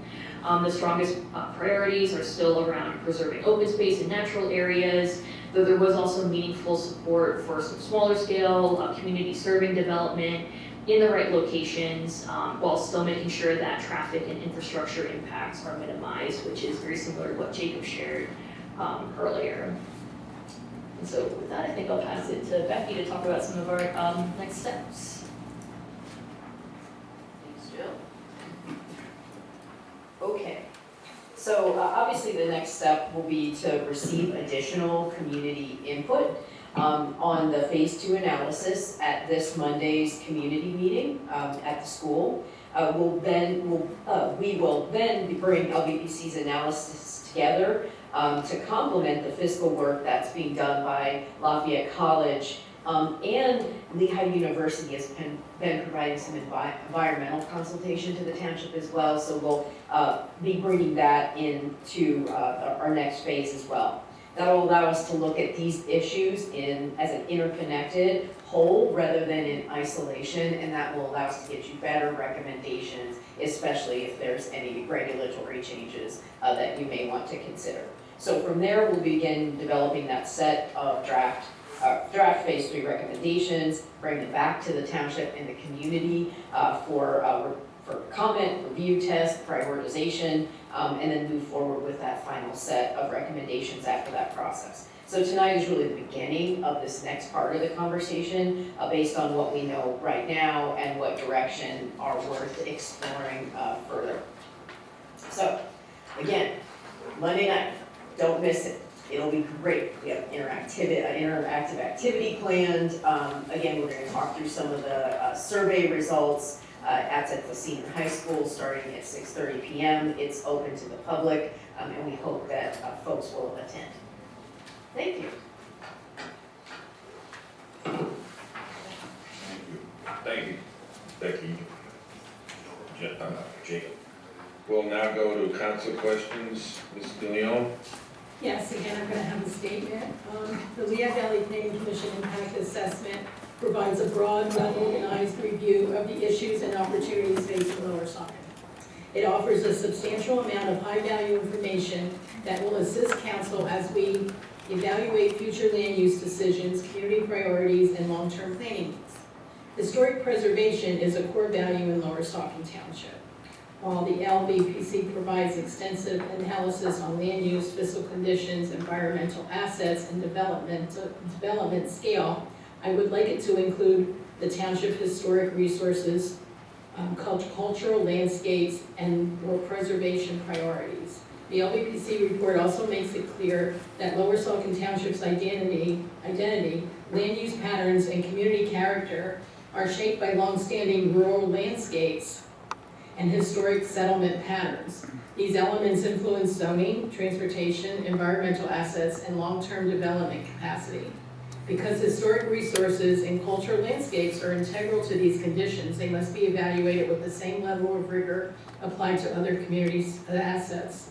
Lower Saucon Township owns 2 National Register historic sites, the Heller Homestead and the Lutz Franklin Schoolhouse. And we also have additional National Register farmsteads and multiple eligible historic properties that contribute significantly to our rural character and our community identity. These sites are irreplaceable public assets, and they require consistent municipal support, maintenance, and long-term stewardship. As we move forward, historic preservation should be incorporated into future phases of analysis and planning. This includes documenting and inventory historic resources. This is just my opinion. This includes documenting and inventorying historic resources, identifying preservation priorities, supporting adaptive reuse of historic structures, and coordinating our preservation partners. It also includes providing clear township support for both township-owned historic sites and privately owned National Register or eligible property through zoning tools, policy alignment, preservation-friendly decision-making. The township needs to set an example by demonstrating that preservation is not an afterthought, but a responsibility we uphold through our policies, planning, and stewardship. In addition, I would like to ask council to consider creating a dedicated page on the township website that highlights our commercial and industrial areas. This would make basic information easy for developers to find, including zoning, permitted uses, access, utilities, and the steps in our land use process. This page will promote the districts generally, not individually privately owned parcels. This is a practical, low-cost step that supports responsible economic development and aligns with guidance we have already received from LVPC and Lafayette College. So that's my statement. One question. At one time, LVEDC had a site that they listed a database. Do they still have that? I mean, I'm talking, wow. A database for what? A database for what? Oh, for listing commercial properties that are available. Like, you know, we have vacant commercial properties that we could be listing somewhere. Well, we can look into it for you. Okay, but I really think the township should have a tab on our website that promotes this, because this is where our future is. Thank you. Also too, we do have information for some work that we did with Northampton County on historic and cultural resources that we can definitely bring to the table. Okay. And I could be of help too, because I love history. Sure. Okay. Mr. Gress. Yes, firstly, just thank you guys for coming out tonight and giving the report. It seems like a lot of this is very preliminary, pending the other stages of the study, as well as the connection with the other financial aspects. But I did have a few questions. Looking at your slide with the economic analysis, with the predicted growth of 66% growth by 2025 for employment within the township, what is the driving factor? Is that more of an ideal, or what's behind that suggestion? There's a lot behind that. So we work on a high level of rigor for statistical validity. So we looked at your historic trends, essentially, of employment growth. So your historic employment, which is shown in the solid line, and then we match that up with population growth as a percentage of your people that the number of jobs in the community. So we wouldn't just so you know, we wouldn't artificially inflate it because people commute out someplace. And we looked at a whole series of factors, but it's not a straight line prediction.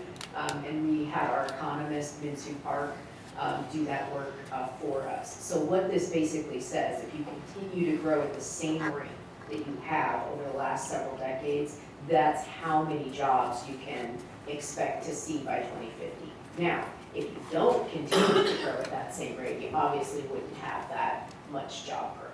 And that may not necessarily be as linear as this graph shows either. Maybe you have one development that brings in a bunch of employment. Sure, sure, and then the opposite of that too, you could lose several things and then that could step back. Nothing's really ever, as you know, a straight line at the end of the day, but it gives you an idea if the course stays the same, where you can expect to go over a longer period of time. It just definitely stuck out to me because looking at the chart itself of the historical employment within the township's been the downturn and it's showing a growth. So Yeah. it seemed like an upset to me. That's why I was just wondering Sure. where it exactly came from. And we're growing, we also took your percentage of jobs as a percentage of the total in the region because jobs are growing faster than the population. And so you're going to see a higher percentage of growth in jobs than you would in terms of population as a result of that. And with that, with jobs growing higher than population, a lot of the survey results show that our population tends to lean toward the older side. Is there a recommendation as far as bringing about younger people and getting them into the township? Because that is our future. As much as, we need to take care of the elderly population, but in 40 years, people like me are going to be the 60-year-olds. So Sure. they're the future. Sure. How do we bring them to the township? Yeah, and we're starting to think through that internally as well. And the beautiful thing about the three of us sitting here is we represent three generations, right? I'm Gen X, we exist. We can shake hands, you can touch me, I'm real. And then we have Millennial with Jill, and then we have Gen Z with Jacob. So we understand that kind of broader need. We're all in our peak earning years as well, and what that looks like, understand some of the housing challenges, some of the workforce challenges and other things. So not only are we gonna bring the good data to the table, some great scholarship, but we also can bring, lived experience to this as well. And so we're really actually excited about that. There's very few communities that want to talk about what you just mentioned, and I think that is actually going to give you a competitive advantage in the long run as well. We're not going to buy $1.5 million homes, right? We're not, in all likelihood. So how can you balance that out? How can you balance that out with your job growth and making sure that you're having that sustainability across generations? And to piggyback off of that, last question for you. Do you think any of the results from those community feedback things, whether it be attendance at the events or survey results, may be skewed slightly? I know talking to a lot of my peers, a lot of them go, what's Lower Saucon Township Council? What do you mean you're on Township Council? They don't know the local government even exists. So could that be possibly skewed towards the older population because they are either more aware or have more time to be involved in these activities and attend these meetings and to be involved with local government than, say, the younger population? We'll be talking about that a lot more on Monday. I don't want to make a general statement in the moment, but if you just look at the math, if you have older age population, by the way, your survey response rate is like the highest we've ever seen with anybody that we've ever worked with, including region-wide survey work that we've done. So there are a lot of people in the township that very much care about the township. That is incredible. But you do skew a little bit older. So some of those, you can predict that those survey responses may be a little bit older, but you'll see more about that. So you are getting the qualitative information from the survey, from the interactions at the different events that we're doing, including some of the stuff Monday, and we'll match it up with the quantitative information as well. So you'll have a more broad and accurate picture. It's not just one component or another. It's definitely reassuring that you're looking at that possible polling bias and accounting for that. Appreciate it. And I think that's all my questions for you guys. I appreciate your time and thank you for answering my questions. Mr. Heinebecker. Thank you, Jay. Yeah, thank you for coming. Your mic is off. Oh, sorry, thank you for coming, everybody. I just want to highlight some things. I'm going to blast through my notes from your report here. So again, for everybody in the audience and at home, Where are we coming from? We want to preserve Lower Saucon Township's largely low-density residential and rural suburban character. Open space is important. Farmland, forests, streams, trails, natural scenery, those are our greatest assets in our community. That's why I moved here, already 15 years ago. 13 years ago. We're conveniently located. We have strong schools, public safety, recreational activities, and our overall livability in our township is very high. We need to be selective in the type, scale, location of future development, okay? Small businesses, local retail, office uses, clean or light industry is what you list in here. Routes 378, I-78. What about 412, Easton Road, other locations in the township? What does that look like? Grocery stores. I don't know how many times I've had people talk to me about needing another grocery store. Pharmacies, local restaurants, home and garden spaces that have, like businesses that have closed down in our area in the past decade. Professional offices, technology, tourism, farms, agritourism, event spaces, which makes me want to highlight the Parks and Rec survey that we had a year and a half ago, where 66% of the respondents want a community center. That's the #1 thing that they asked for in this township. Bed and breakfast, recreation, arts, cultural programming, trail and park connections. Again, we have this rail trail, Saucon Valley Rail Trail goes through 4 municipalities down in Bucks County. It's a great asset that we have that connects multiple communities together. Pedestrian, bicycle infrastructure. So looking at that as well in our strategic transportation planning. I want to highlight that adults 18 through 24 and 25 through 44 are less in Lower Saucon than in Northampton County at large. And I feel like that's because the younger generation, as Hunter's pointing out here, are priced out of the housing options in this community. These age groups, single, small families, young adults, and the elderly ultimately as well. The elders in our community who live on these large parcels with these larger homes are going to need to downsize, and if they want to stay in this community, where do they go? Do we have those facilities? Also, we are one of the highest educated communities in the county as well. Bachelor's, master's, PhDs versus Northampton County. How do we bring these residents to the table for civic engagement as well? They're smart. We've got some geniuses in our community. How do we engage with them better? I want to know what kinds of jobs are commuting in and out. How do we lose 5,000 people a day? What do they go to do? What are they doing? How do we keep them in our community? Does that tie back to the need for office space and laboratories and engineering places for these PhDs and doctorates that actually stay in the township? And what do the 1,200 people who come into our community do? And why did the numbers on this jobs chart that you show us here go from 2,500 down to 1,200 in 10 years? Where did those 1,300 jobs go? I have a question for you, maybe not just to answer tonight, but to get back to me. Is it please explain what the job access score means? I didn't understand what low. The question is, how do we improve it? What do we do?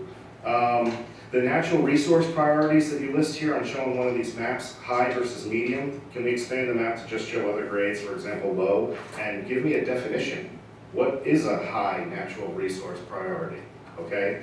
I'd like to highlight, again, the eastern side of this township with a significant number of private wells that we have. I myself as a well on my property. Every single property owner with a well in the township is effectively their own private utility.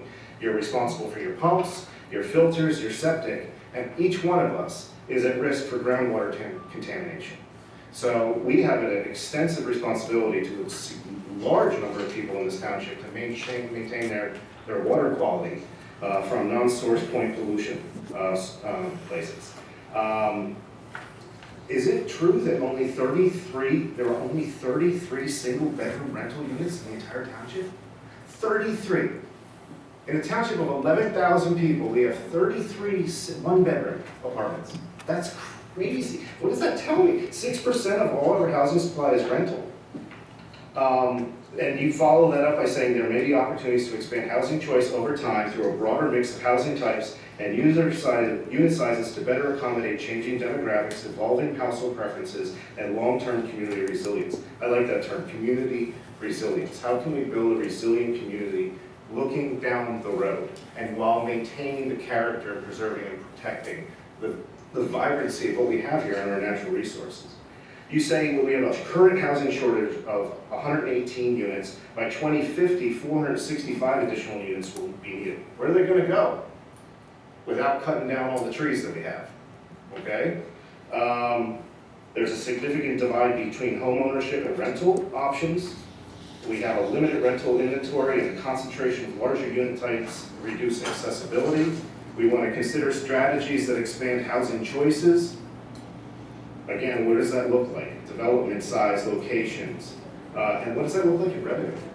I want to know that too, right? If we reglaze the map a certain way, what does that bring us up to? And how does that offset potential millage increases that we need to look at? And what's the timeline for implementing that so we can meet that target point at the same, maybe with a bridge loan that pays for our capital improvements along the way, is what I'm kind of putting together from tonight's conversation. Keep in mind, people in the audience, condos, they gave us this table in there. I know. Condos generate the highest per acreage tax revenue, $10,000 an acre for condos, versus some of the McMansions that we have contribute $385 per acre. Okay, just to think about, density in our township and where our money's coming from.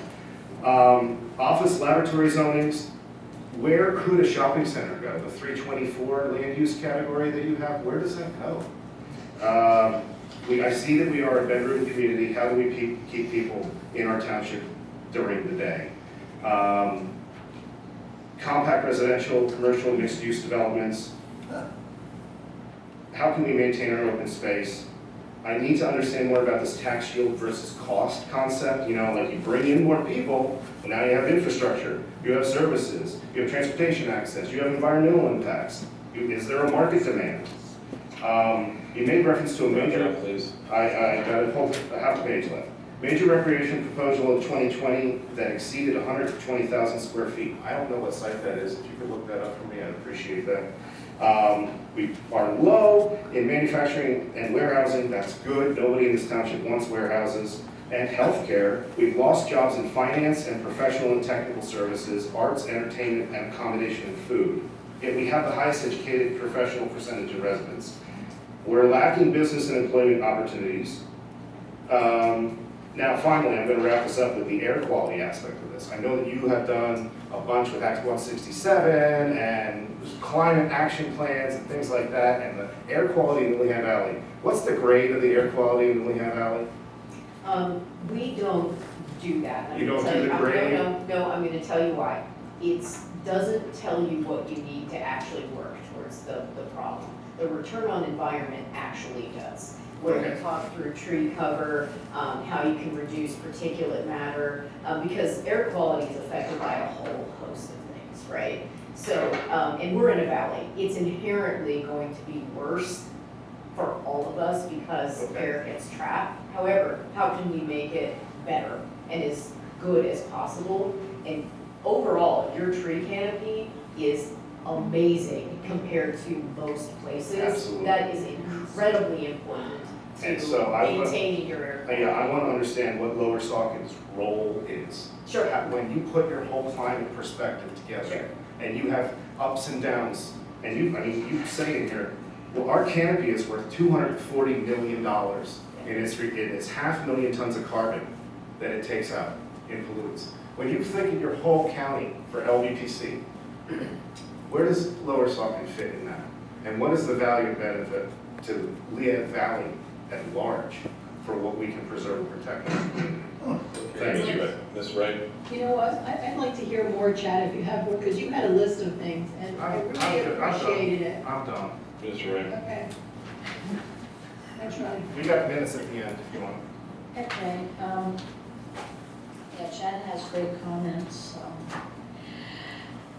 I just made a few things that I highlighted and some thoughts too. So I wondered about the job growth as well, that kind of brought up, and wondered what types of jobs. I don't think that was mentioned in here. Like what types of jobs do you see? We have some of that. The tricky part about that is this. Retail is declining all across the world because of online in-app shopping. Now you have a whole other things that we're planning for, including 3D printing operations that are highly localized, right?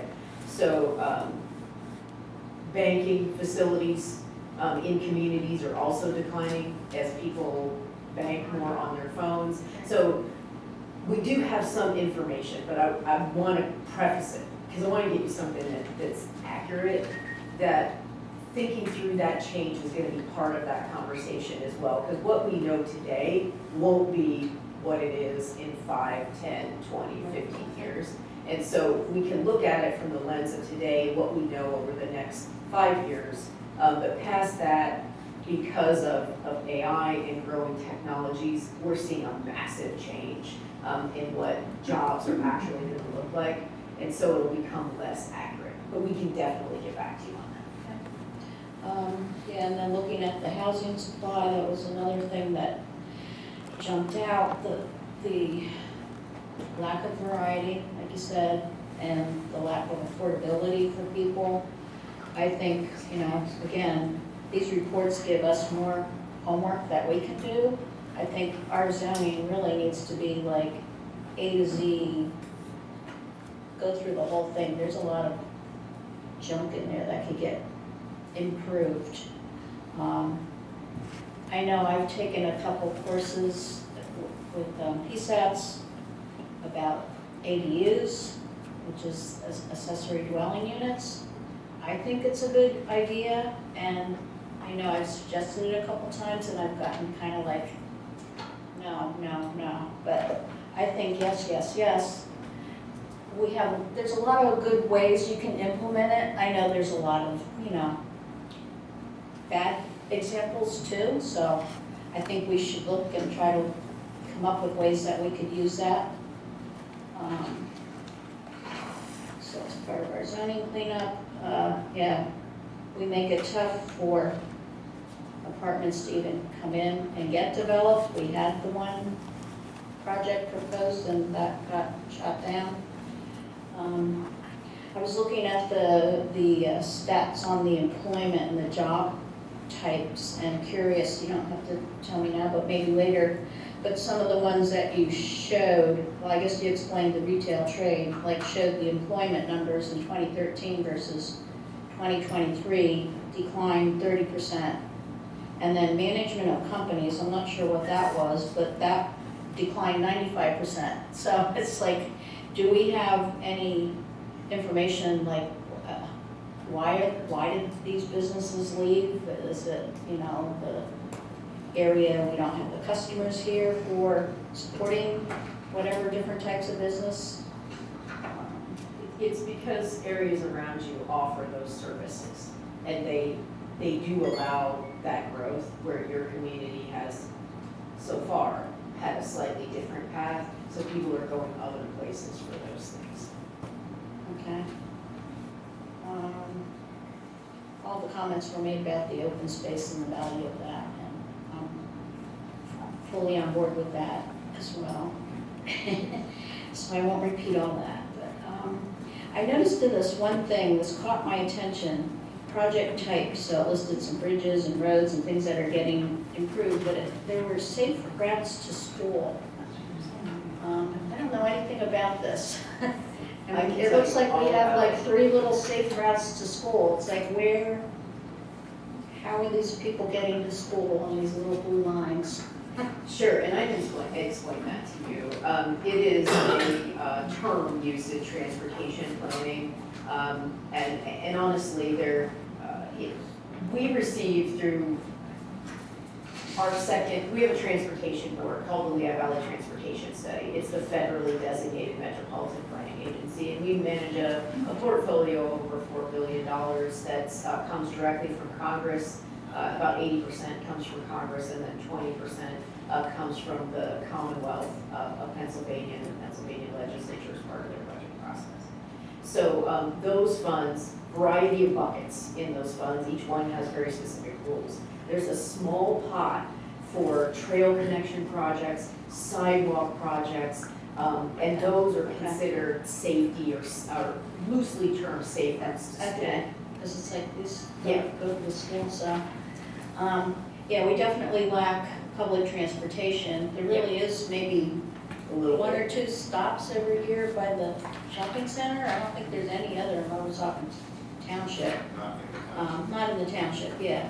In the Hellertown, you can catch the bus, but you can't really like walk to Hellertown from most of our places, unless you want to get run over. And my other thought is still homework for us. It's our zoning. I think where I see maybe jobs would be at-home businesses, small at-home businesses. And I don't think we have very good zoning for that at all. I think there's, I'd like to see us improve in that department. I'll just leave it at that. We do anticipate making some zoning recommendations for you guys as well. Can you speak up a little, please? Yeah, we do anticipate making some zoning recommendations as part of the phase 3 of the plan. Super, thank you.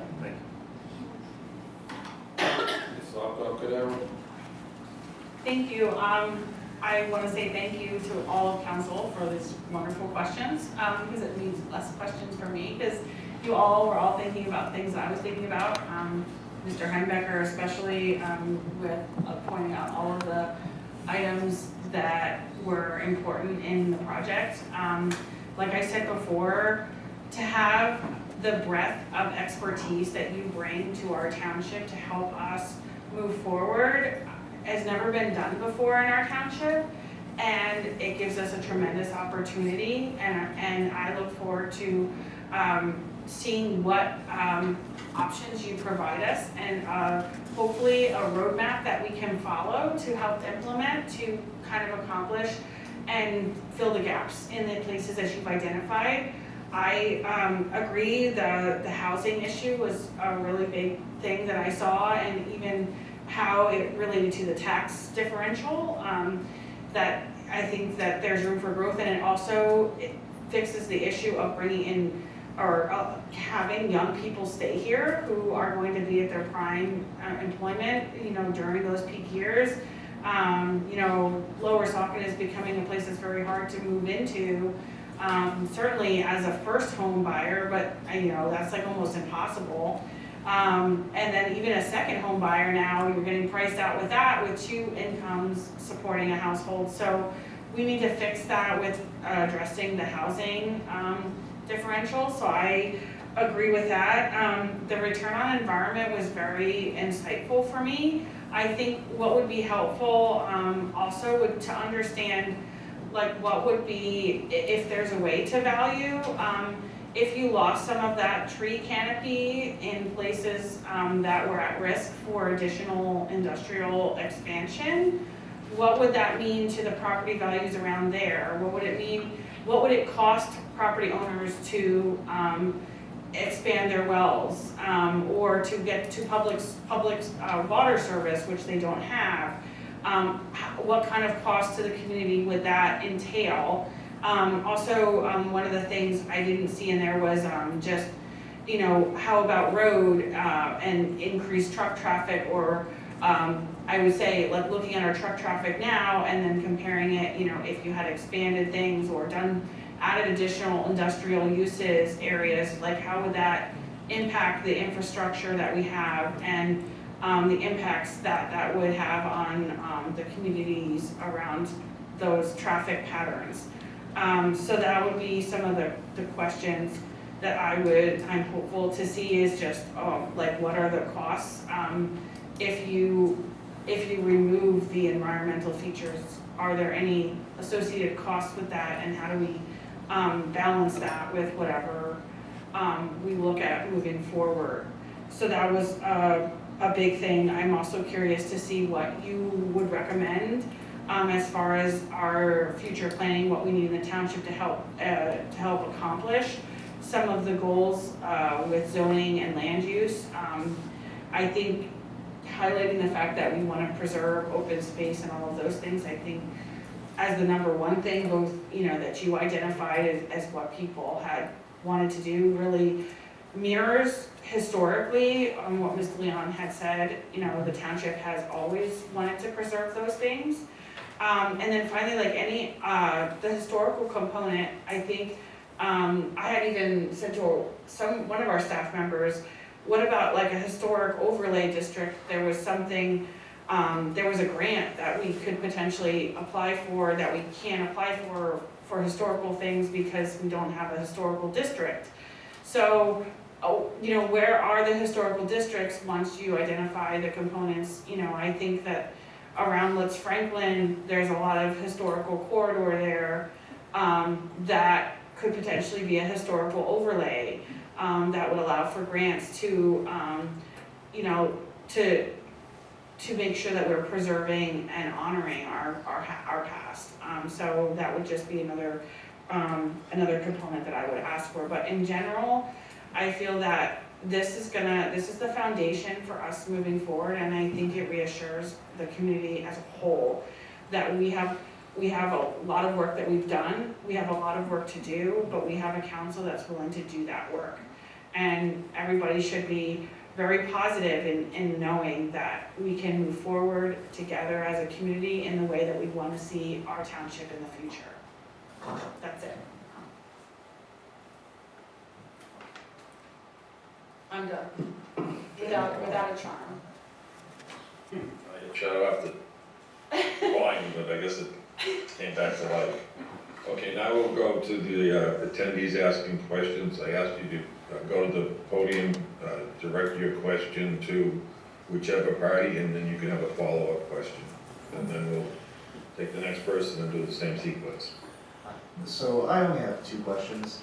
One, how much does it cost to Say your name. Oh, Kevin Riley Rice. My first question is, how much does it cost to maintain the landfill after it closes and like every year? And second, is there a limit on how much they have to like provide trash-wise? Like, you know, we're getting like $7 or whatever a ton. So like, do they have to supply like at least 100 tons of trash a year, or can they just stop supplying trash and do like 1 truck a year and keep it open like indefinitely? I think for any professionals that don't have a microphone, you can come to the table, that way you have a microphone to answer the question. If it sounds like you can answer these questions. Okay, so as far as the cost to maintain the landfill after it's closed, I don't have those numbers. I was looking at, one of the big things is gonna be the sewer line on Applebutter Road, and I don't have that. I would think that would be an engineering question. It might make sense to do an assessment of it before the closure to see what the cost would be, but that. Is that this leachate? Is that the line that takes the leachate from the landfill to the Bethlehem wastewater treatment They plant? called it a sewer line, so I'm not sure if it's what it is. I could look into it further, but I don't know what the cost would be for something like that. You're gonna still have your HMI costs because your inspector is probably gonna still be getting possibly complaints. I mean, I would think that they would dwindle at that point once it's capped, but there could possibly be like a host municipal cost.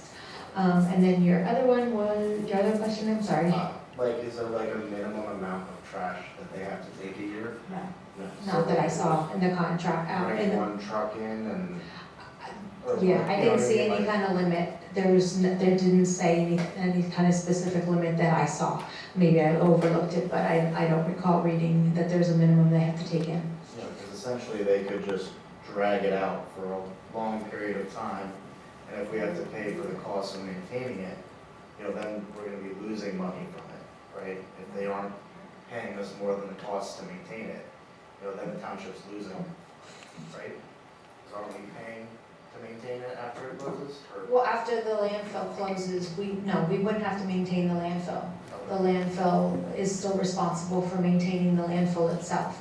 We would be taking over the ownership of the pipe on Applebutter Road, and then any kind of costs that the township would have as far as the host municipal inspector, if they need to keep that individual on from Hanover Engineering or not.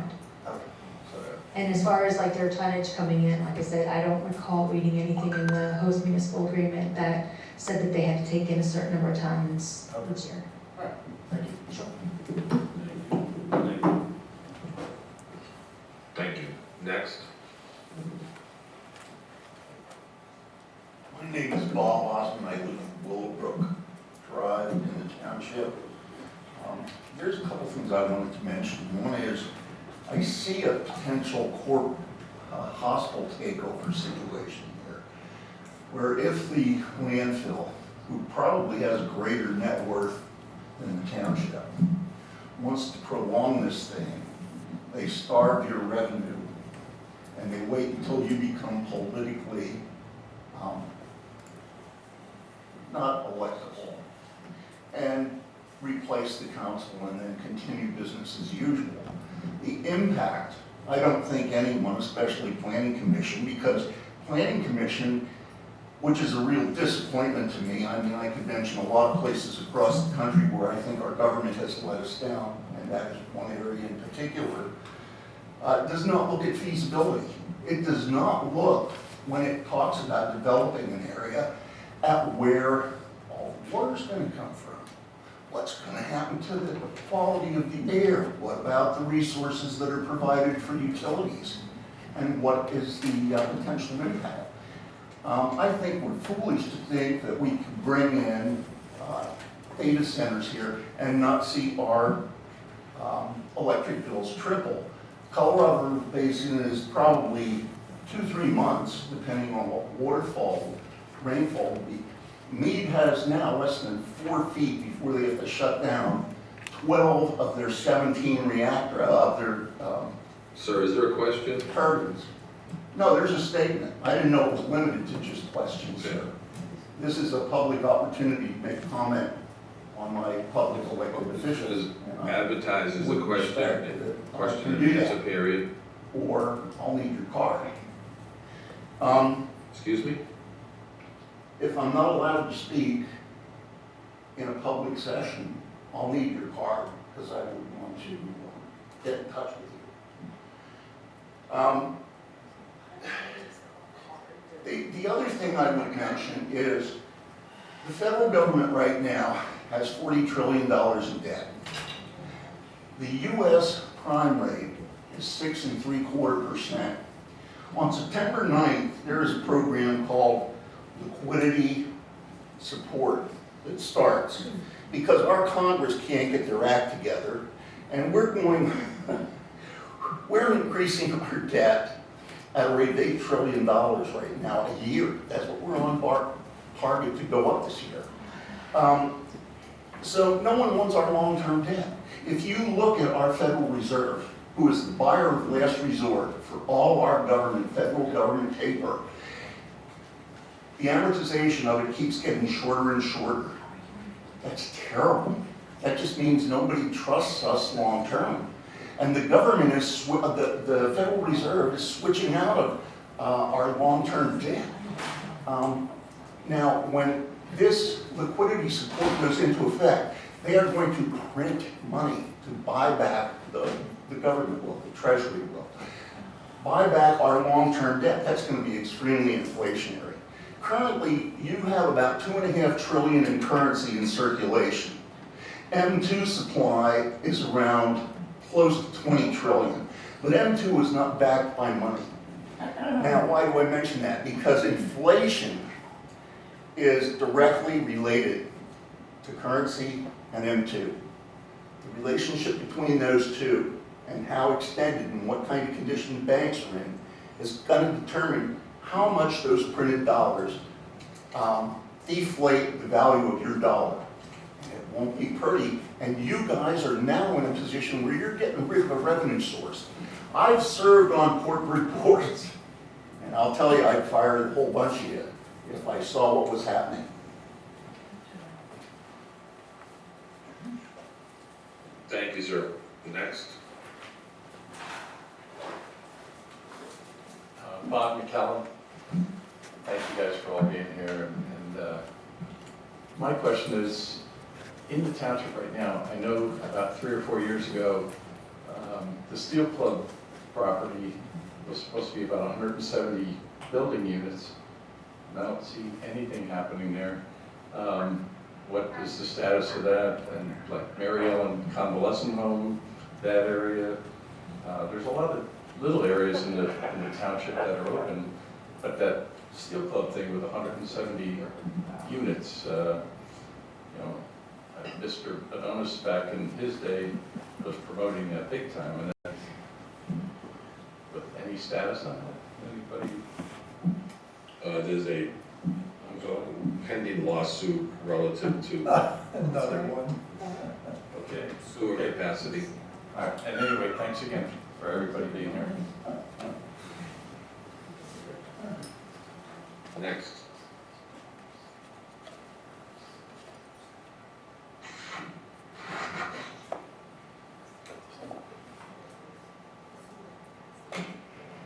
Hi, thank you all for your information. It was very helpful tonight. I appreciate the time and energy that it takes to do that, having done a lot of strategic planning in my life. I have one question for the lady from Meyner, which is you compared our township to Tullytown. Do you know, can you tell me where Tullytown is, or do you know what their zip code is, what their median income is, and how that is relative to our median income?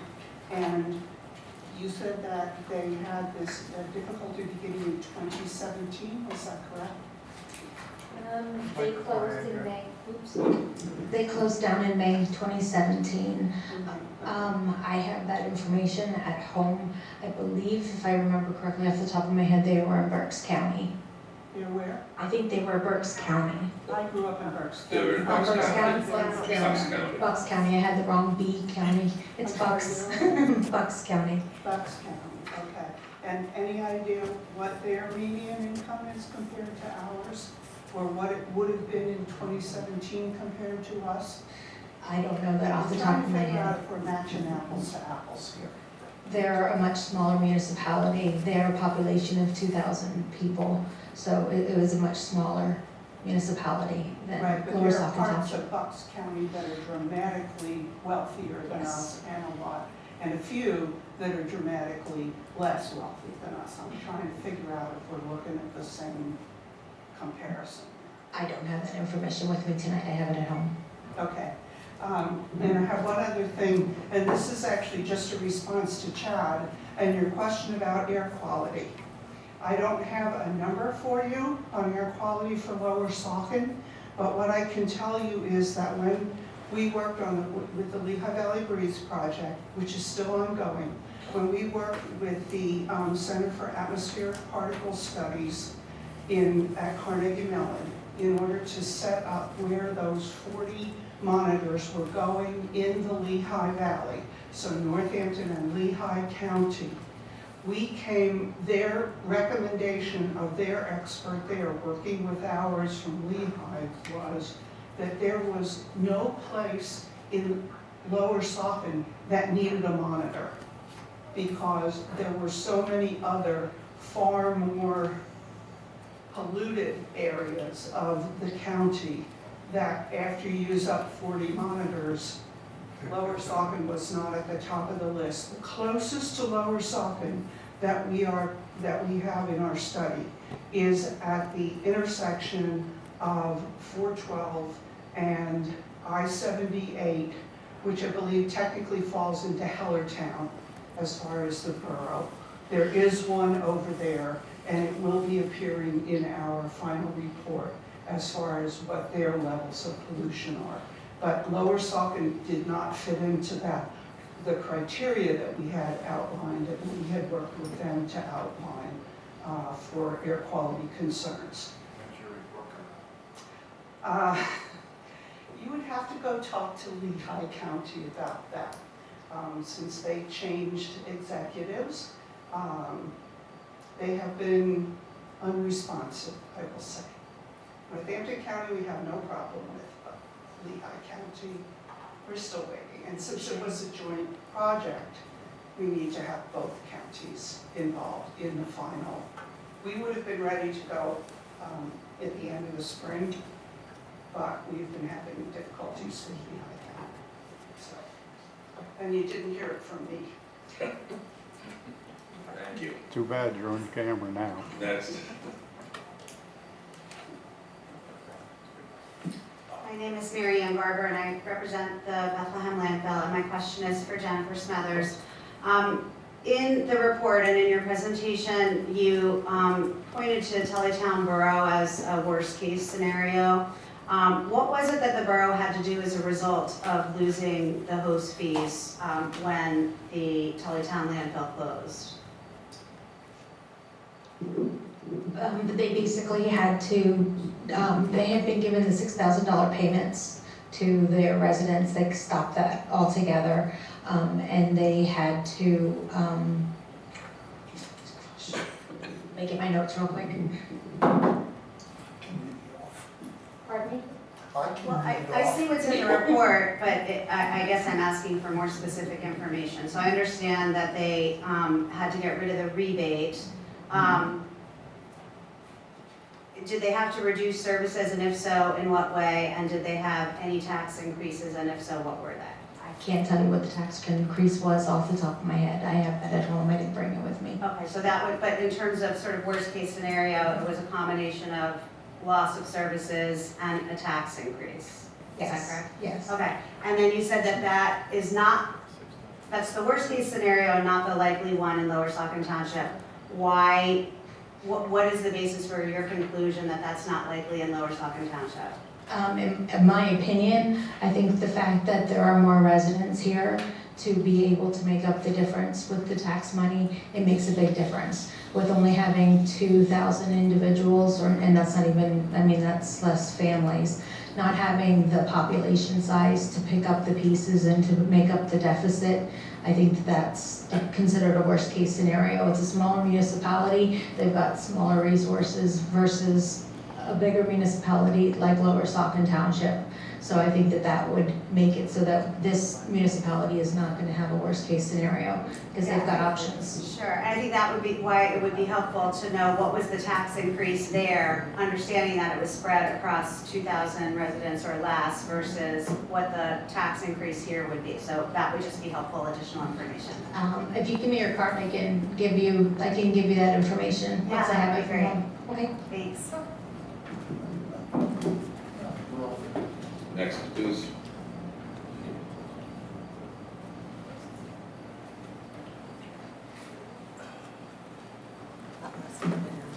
That's interesting. I thought I had, I'm Dave Boulan, by the way.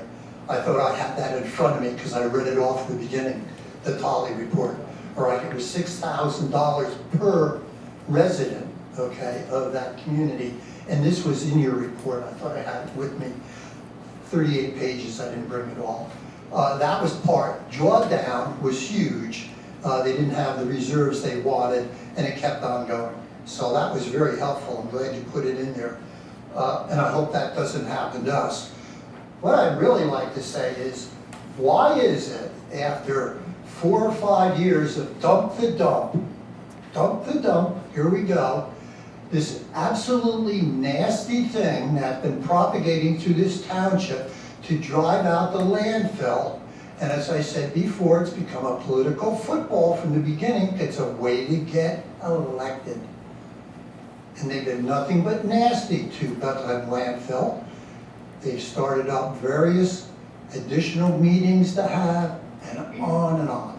Well, we're going to lose two odd million dollars. You can say it's 1.8 or 2.2. I don't care what it is. It's a bird in the hand for an organization who has worked day and night to make that landfill the cleanest thing around.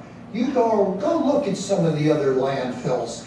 If you think BLF is got some problems, you haven't seen anything. And by the way, I want to make one comment. I am not running for election. I do not work for Bethlehem Landfill. And furthermore, I noticed that this report takes, God bless our working people in this environment, takes all of the personal comments from the people up on this dais, the people that work in this building, all of which are dependent upon this council to remain employed. Because they don't like you, you're gone, all right? So I don't see that in the report, by the way, in either Lehigh Valley Planning Commission or whatever else. The other thing I'd like to mention is, if you're in love with Lehigh Valley Planning Commission, and by the way, I just want to say, there's a problem here. Aside from Dave Boulin, we hear nothing from other people. Well, other people don't really want to get involved. They work hard all day long. All right, so here we go. So I just want to say, I am a voice, I am retired, I'm one of those people that Virginia loves, supposedly. Those are the older folks, all right? And I've been around, I built my first house. Don't tell me you can't get a house if you want to work hard enough. Horse feathers. Back to Lehigh Valley Planning Commission. I noticed that Virginia's on that now. Oh, that's good. So she's talking to them and she's part of them telling us what to do. Well, that's her goal. And she didn't announce that she's on it. Oh, that's good to know. Goose and the gander, here we go. So if you want a project up there at the landfill, in place of the landfill, why don't you get it first? It's called a bird in the hand, all right? You don't have anything even remotely close. I know you're exploring it, and we understand it's only a year or two away before they close up and go away. Somebody pointed out that the company that runs BLF has got more money than you care to talk about. Think about that. And their lawsuits, personal lawsuits, animosity by 3 people sitting at this dais are in a lawsuit for $2 million roughly, personally, each one. So how do you think that's going to taint their response? Oh, they're going to love personal lawsuits. And by the way, the town has also got a $2 million lawsuit against it. So if you think that this is, aside from Hunter Grease and Chad, who, by the way, if you listen carefully, are probably the most intellectually honest about the questions they have. If you think the others are impartial, you really need to think again. Okay. If you also like Lehigh Valley Planning Commission, maybe you ought to think about the endless warehouses that have populated none other than Bethlehem. You ought to think about the traffic going down 412, and along with PennDOT, they're going to fix 378 like fun. They may fix part of the bridge, it's still going to be a clog coming up over the hill, Puggy Lane, back down the hill. No, why is it those things aren't already fixed? We're not living in an environment here that is pristine and being absolutely wonderfully mastered by Lehigh Valley Planning Committee. Route 22 has become a wonderful road for PennDOT to repair again and again and think about expanding, and it's just wall to wall in the morning, noon and night. All right? And the rest is going to happen. That's 378, that's 412.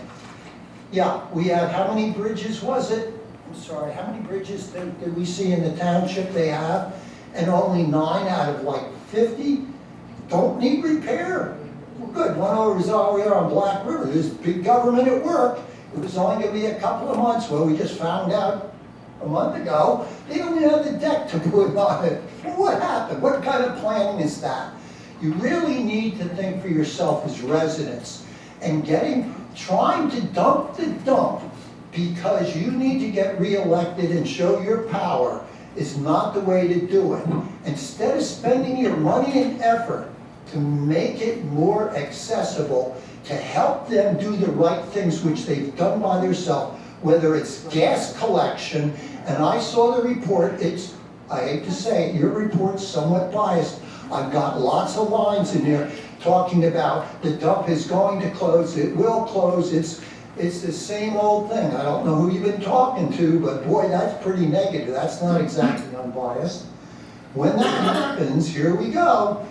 Now we're going to scramble to find all these other, flaws. We're not talking about opening new businesses and all.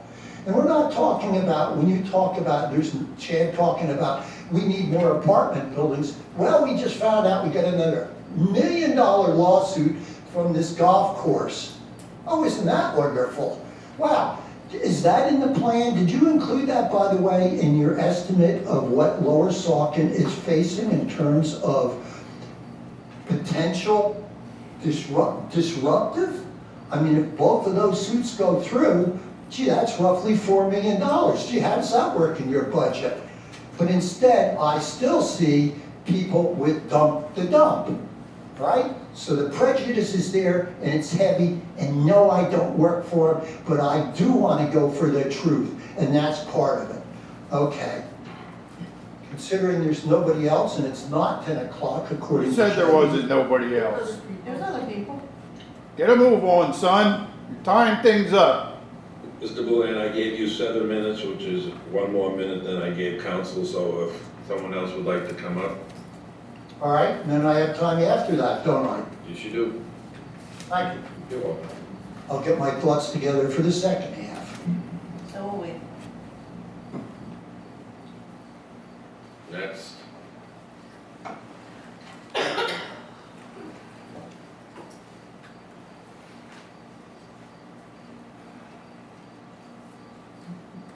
Good evening. My name is Stacey Mazensky. I live in Lower Saucon Township. So I want to thank everyone for putting their heads together on this. Appreciate all the time that's gone into these sessions, and we're looking forward to Monday's session as well. There's a lot that comes out of these meetings, and the 209 acres that was presented back into conservation easement land was the right thing to do. So we applaud that with you as well. But when you're doing these assessments, I've lived here all my life, and the Lehigh Valley Planning Commission has been here the whole time. But we have never had a comprehensive public transportation system in this Lehigh Valley, ever.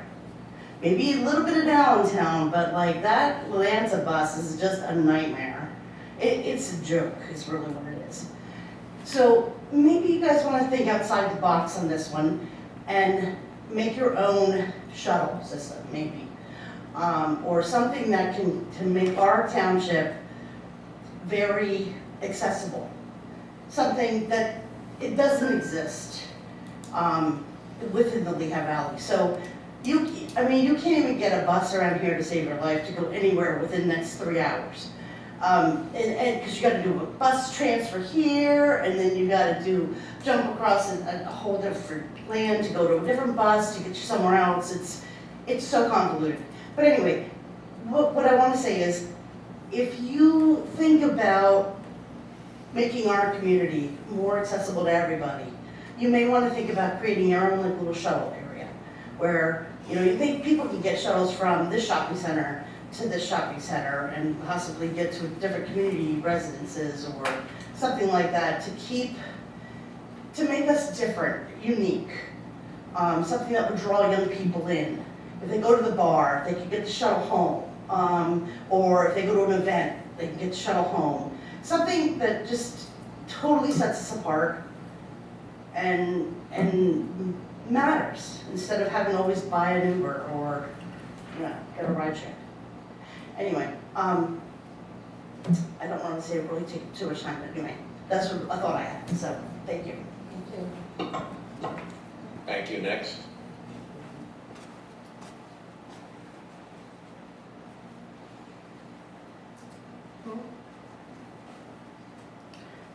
Mark Ozimek, Lower Saucon Township. I might be the last, it looks like. To Lehigh Valley Planning Commission, and whatever this woman's name is here in front of me. Thank you for the time that you put into this. Here's the thing that nobody is looking at. The entire United States is in a pickle. We're so far in debt for everything. And the only way Americans look at anything is more and more and more. I want more paycheck. I want more health care. I want more gas. I want more diesel fuel.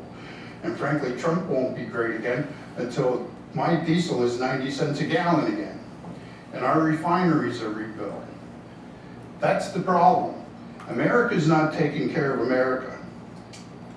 And the other problem that comes up locally within our Lower Saucon Township is the council.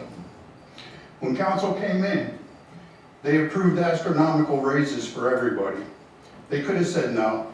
They could have said, no, you gotta go back and rework this, but they didn't. They approved her numbers, which was sickening. It may be nickels and dimes overall, but it's still sickening. And you can't tell me that, you know, Mark, the manager, was at $140,000 and then they had to spend $200,000 for Jay. Or the chief of police raises. And that's where the problem is with America. And that's where the problem is with Lower Saucon, because you don't know how to say no.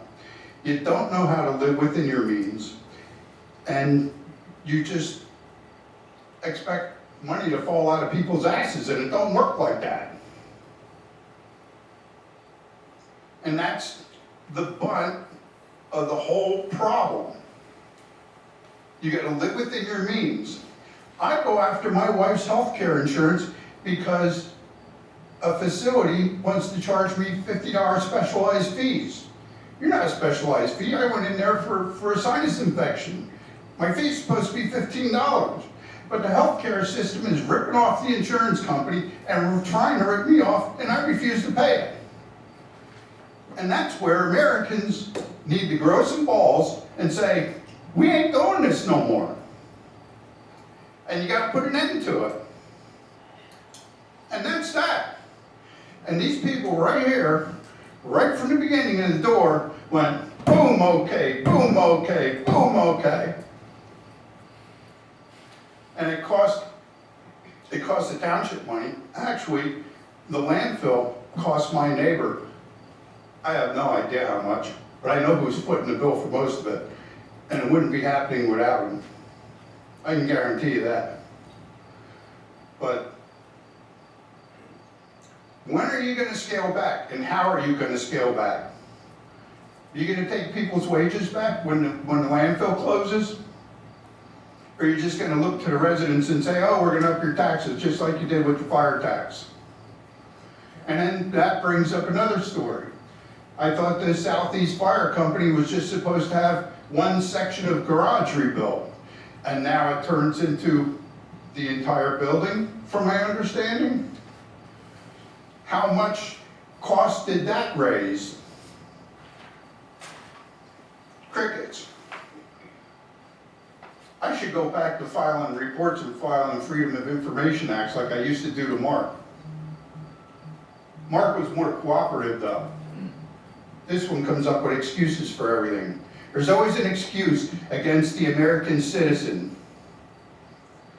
And that brings up another problem with the governor, with the judges, with the state house. They might say it and they might look like they're trying to work for the people, but if they actually were, things would be different. Should be no question about anything on the Freedom of Information Act. I should get whatever I want. The public and the people come first. The public and the people don't work, and there ain't no paychecks. There's no government because there's nobody to pay them, and the people wouldn't be in government working.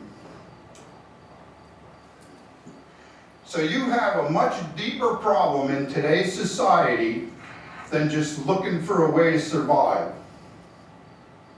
And unfortunately, I think that's going to be like cutting the cord.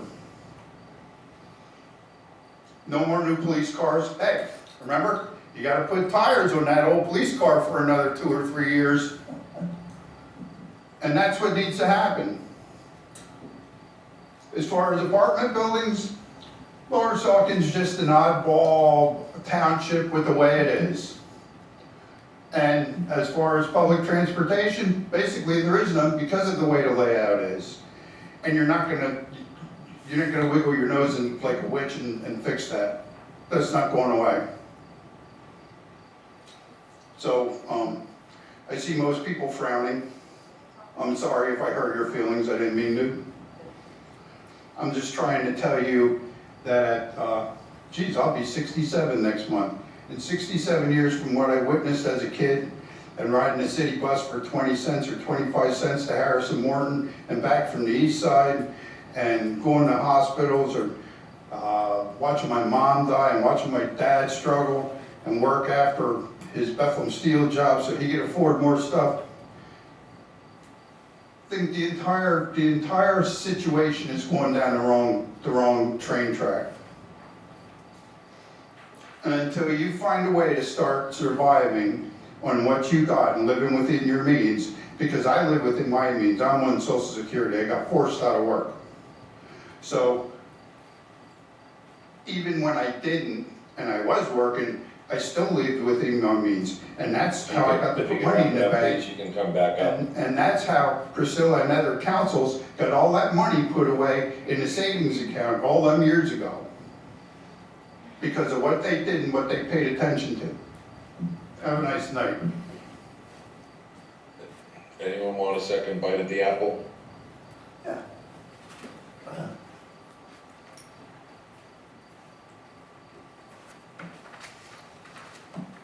All right, I'll try to keep it a little shorter. I think the bottom line is when I ended up, I said, you know, dump the dump, let's get rid of them. Well, they got rid of $2.2 million or whatever the income is. I won't haggle over a few hundred K between friends. I think the other thing that I heard mentioned was about the air pollution here, talking on about it. Yeah, we have air pollution, and guess what? We have trucks all over the place. We have people all over the place. It's condensed, and you know what? Those particle monitors that were getting referenced, geez, some of them didn't work. As a matter of fact, most of them didn't work. And yeah, it'll be a final report. It ought to be interesting to see as to see. That's a lie. Okay, Okay. thank you. I'm the project manager. We're gonna let this go on?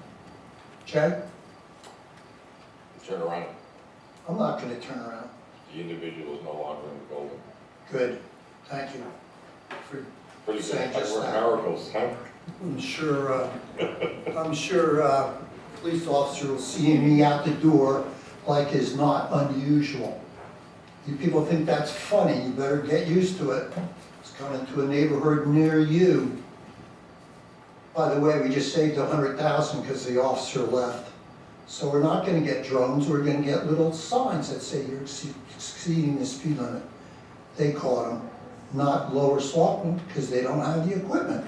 That's how we're gonna cut back on the budget. Now, so the bottom line here, and I don't wanna bore you people, but I'd like you to remember the way I do, because I'm not running for election, and I am a senior, way into it for a long time. And yeah, I worked many years. Thank you, Mark. I want to bring up one other thing, because I heard it repeated again and again. How important the tree canopy is. Did we hear that? How many dollars is it worth? And up here on the slide, how valuable the tree canopy is. And yet one of our own on EAC goes out and cuts down 40 trees, no permit, nothing.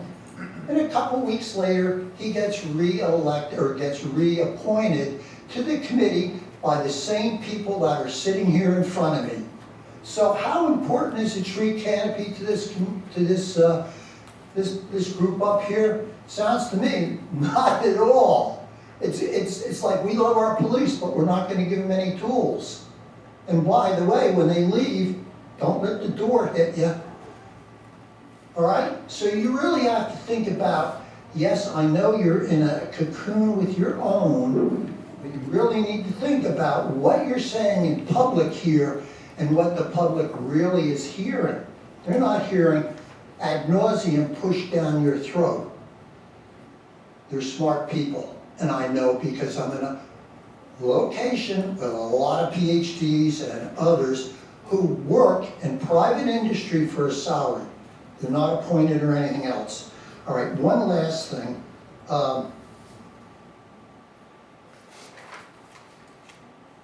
There's so many last things, it's incredible.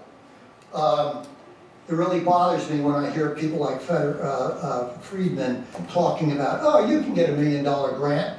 I want to say this about that. I forget exactly how much we paid for the Hellerstedt Homestead Park evaluation plan layout, and it was $30K. Well, gee, that's sort of nice, I agree. But if you want those kinds of things, there are a lot of organizations that raise their own money. And I think if you demonstrate clearly that you are going to put your sweat equity into it, like I do into these hearings whenever they come along, you would find it to be very productive and useful, and you'd be happier people, okay? So I'm going to leave it at that. I thank you, Jay. You have done just what you said you would do, and you're an honest man.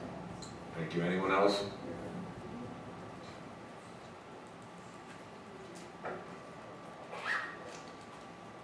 Anyone else? Okay, council, start over. Starting on me again? You will go first again. Do you have any? Okay, so I'm just gonna bite the bullet here, and it took a long time to get environmental protection standards in our regulations. I don't want to lose any.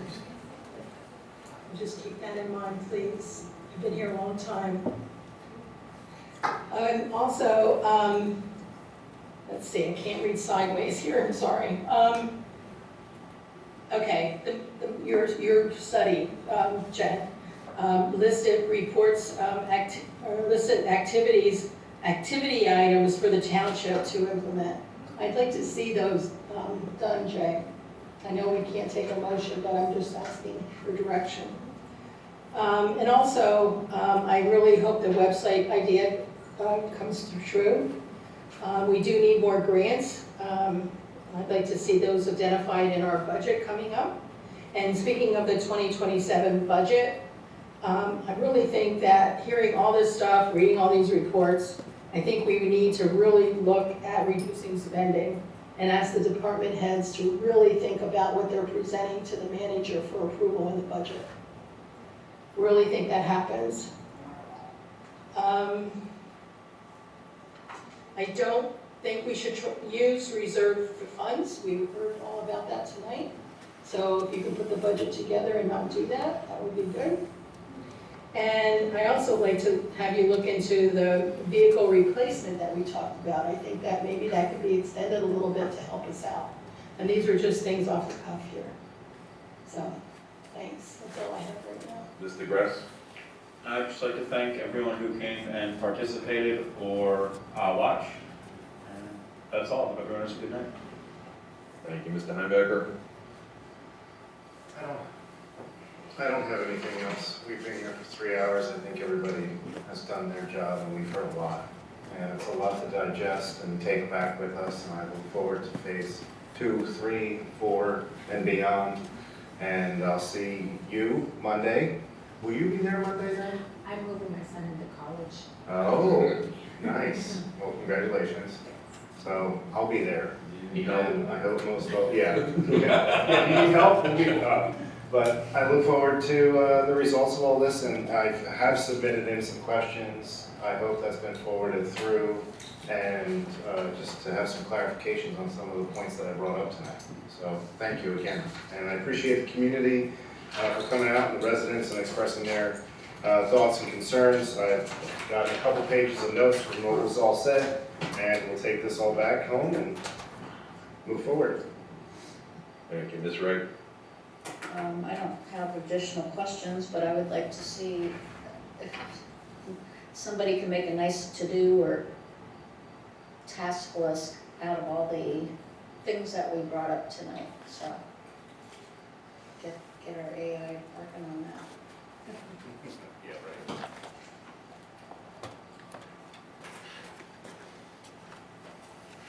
Madam Chair? Thank you. One question I did have, I know that you have like one slide dedicated to this Tullytown, which I see received a lot of interest from people. One of the things that I saw that maybe people were not understanding is that apparently, if you can correct me, if if I'm right or wrong, but from what I'm understanding on your slide, their host municipal agreement gave a rebate check to each resident in the township, is that right? That's right. And our property owner, our host municipal agreement, both past and current, has no rebate check to residents, is that right? That's correct. So we don't currently get $6,000 per household or per property owner back to us currently, right? Correct. So we're not in that same world where we're losing $6,000 of a rebate, right? Correct. And you said there was like 2,000 residents in that community as a borough, and we're 11,000 plus growing in a township, right? Okay, and I know that you are gonna be getting some information together.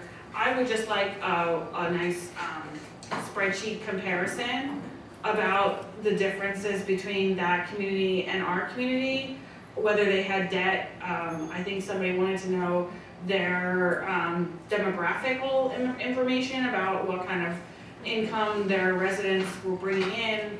And also I would like to know what kind of services they had compared to our services. It's a borough and I feel like they're completely different communities, and I think you said that in here. You said it really can't be compared, it's just using because it's the only one you know of that had a recently closed landfill. But as far as their community makeup and also like the percentage reliance on their landfill revenue, I think you highlighted was the majority of their overall revenue, whereas the comparison I understand here is about 20 to 25%. So while we have a revenue gap that we want to try and address with what we're doing here, it is not this majority revenue loss that Tully Town was facing. Correct. They had received like 3 to 5 million in host fees, so it was more than double what Lower Saucon receives. Okay, yeah, I would just like Smaller borough. that we identify that, because I don't want people to get like, oh, we're losing $6,000. That was my one thing that people seem to be asking questions about. And the only other thing I wanted to ask with respect to the host municipal agreement, this is an ongoing question. Can you check, because I believe that there was the old host municipal agreement that was done like in 1998, and that one is the one that has the acceleration or increase as the landfill reaches closure date. The one that was adopted, and I could be wrong, so that's why I'm asking, you could check into this with the staff. In 2023, that host municipal agreement, certain parts of it were not they were not adopted because we didn't implement phase 5. True. Yes. So, and I don't think that host municipal agreement had any like acceleration clause, so that's why I'm asking. I think the acceleration clause doesn't come from 2023, I think it comes from the 1999 or whatever the host municipal agreement was. And just to be very, like if you could just clarify what we're following with the host municipal agreement, what components of it we are. I think that there was some question on there about you were saying there was 0% reduction because of the home ownership or something. The property value protection. Yeah, I don't know whether that. Yeah, that doesn't go into effect unless there's a phase 5 expansion. Yeah. So the line shows a 0 because it's not in effect. Okay. So those were my only last 2 clarifications, but I want to say thank you for coming and thank you to the residents for coming out and asking questions. I thought this workshop was excellent. And I look forward to Monday. Thank you. The internet is very valuable, so the per capita income in Tully Town is $44,406 today, and ours is $66,179. In 2010, their millage rate was 2.14. In 2015, it was 11.5, and in 2025, 13.5.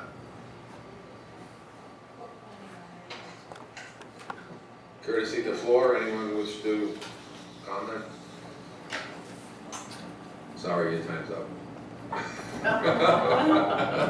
No. I'm Virginia Stang, Old Philadelphia Pike. I read the instructions on who was supposed to come up, and my comment wasn't going to be addressing you folks. I'm sorry no one else followed those instructions. But anyway, I do appreciate all the information. It's a lot that's been faced here, and I've been coming to these meetings now for, sadly to say not forever, but for the last couple of years. And I guess I would like to say this. There are a lot of educated people in this township, and you know, I go to doctors, I go to financial planners and whatever, and I can tell you that a lot of people are so disgusted with coming to these meetings based on what happened in the last few years. So I think you need to do a little PR work on with our local news media somehow, and just say how the meetings are being conducted professionally, and from your end of things, people are talking to each other respectfully. I would say that I wish that some of the people in the audience would take issue with that and change their way of approaching, because it isn't right. And I'm really sorry that you get stuck with my name.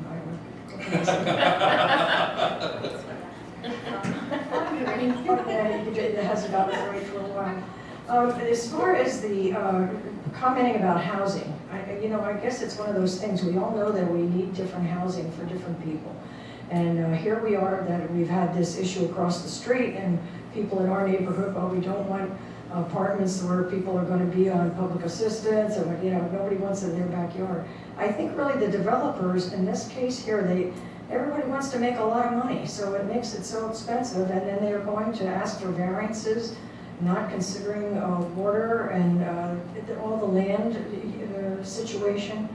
If we didn't have people that are trying to make so much money, maybe we could have some decent housing that could go in the right places. Even here, if they would have a less dense request, I think it probably would have gone through. Because as you had already said, that the zoning allows development over there on that property. But everybody wants more and more and push a higher density in a place that it doesn't belong. Plus, I will say again, the traffic issue needs to be brought up with all of these developers coming to us, because it's bad up here already without extra people. So anyway, thank you for a very good session. I'll see you later.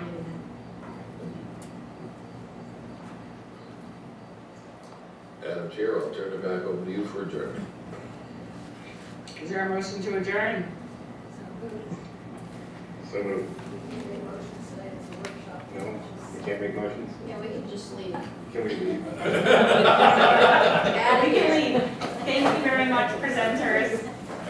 Thank you.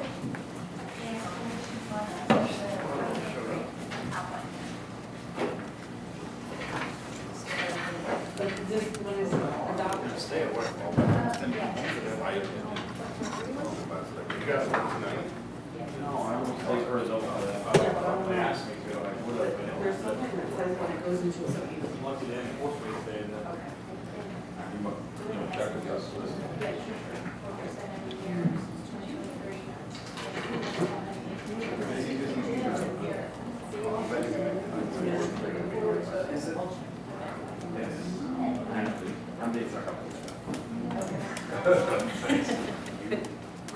See you. Thank you for signing. See you Monday.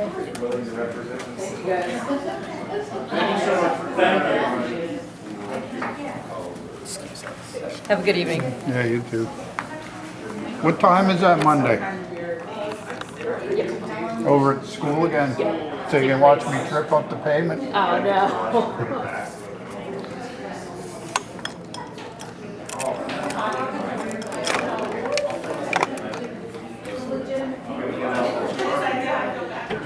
Mustache.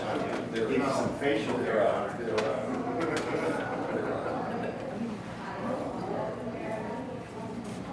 That guy was one of the breakouts. Yeah, but I don't really know. Stacy, everyone. I'm not, that's the first thing I do is I He come was in in and turn it off. the room while they were there to Yeah, you're still on marks. he was in the room while. No, I don't ever want to hear All the way. people's conversations. You know what I mean, when you don't think it's off. I wasn't in the breakout rooms. I don't remember. Oh, you know what? now I understand, this is repeats, it says until phase 5, they're following the old escalation clause. So they pulled it out of the. Yes, that's Okay. correct. That's what Okay. it is, one of the big complaints that we had when we talked about this thing was it actually doesn't have inflation clause in it. Right, it's just, it stops and has a hole in it. You got like It jumps four up to cameras, the 3 level cameras on that thing? but then it doesn't ask. Fancy phone. Whoa, yeah. So You might have more so cameras than me, actually. I don't it's know. not- it's Oh, I got the same amount. You got more cameras on your phone than on your camera. I don't know which one does what. They're all different for Zoom and this and that. You have to look at the 98 one, but it had like a lower rate, but then in the last 5 years of closure, it was up to help the township land. Yeah. Thank you, Priscilla. How cold's it gonna be out there on the way? Oh, it's still 70 outside? But that's I why don't even need my now, sweatshirt. you read it, and still it says You want to join the spike again? Yes, sir. it is doing the following. It does the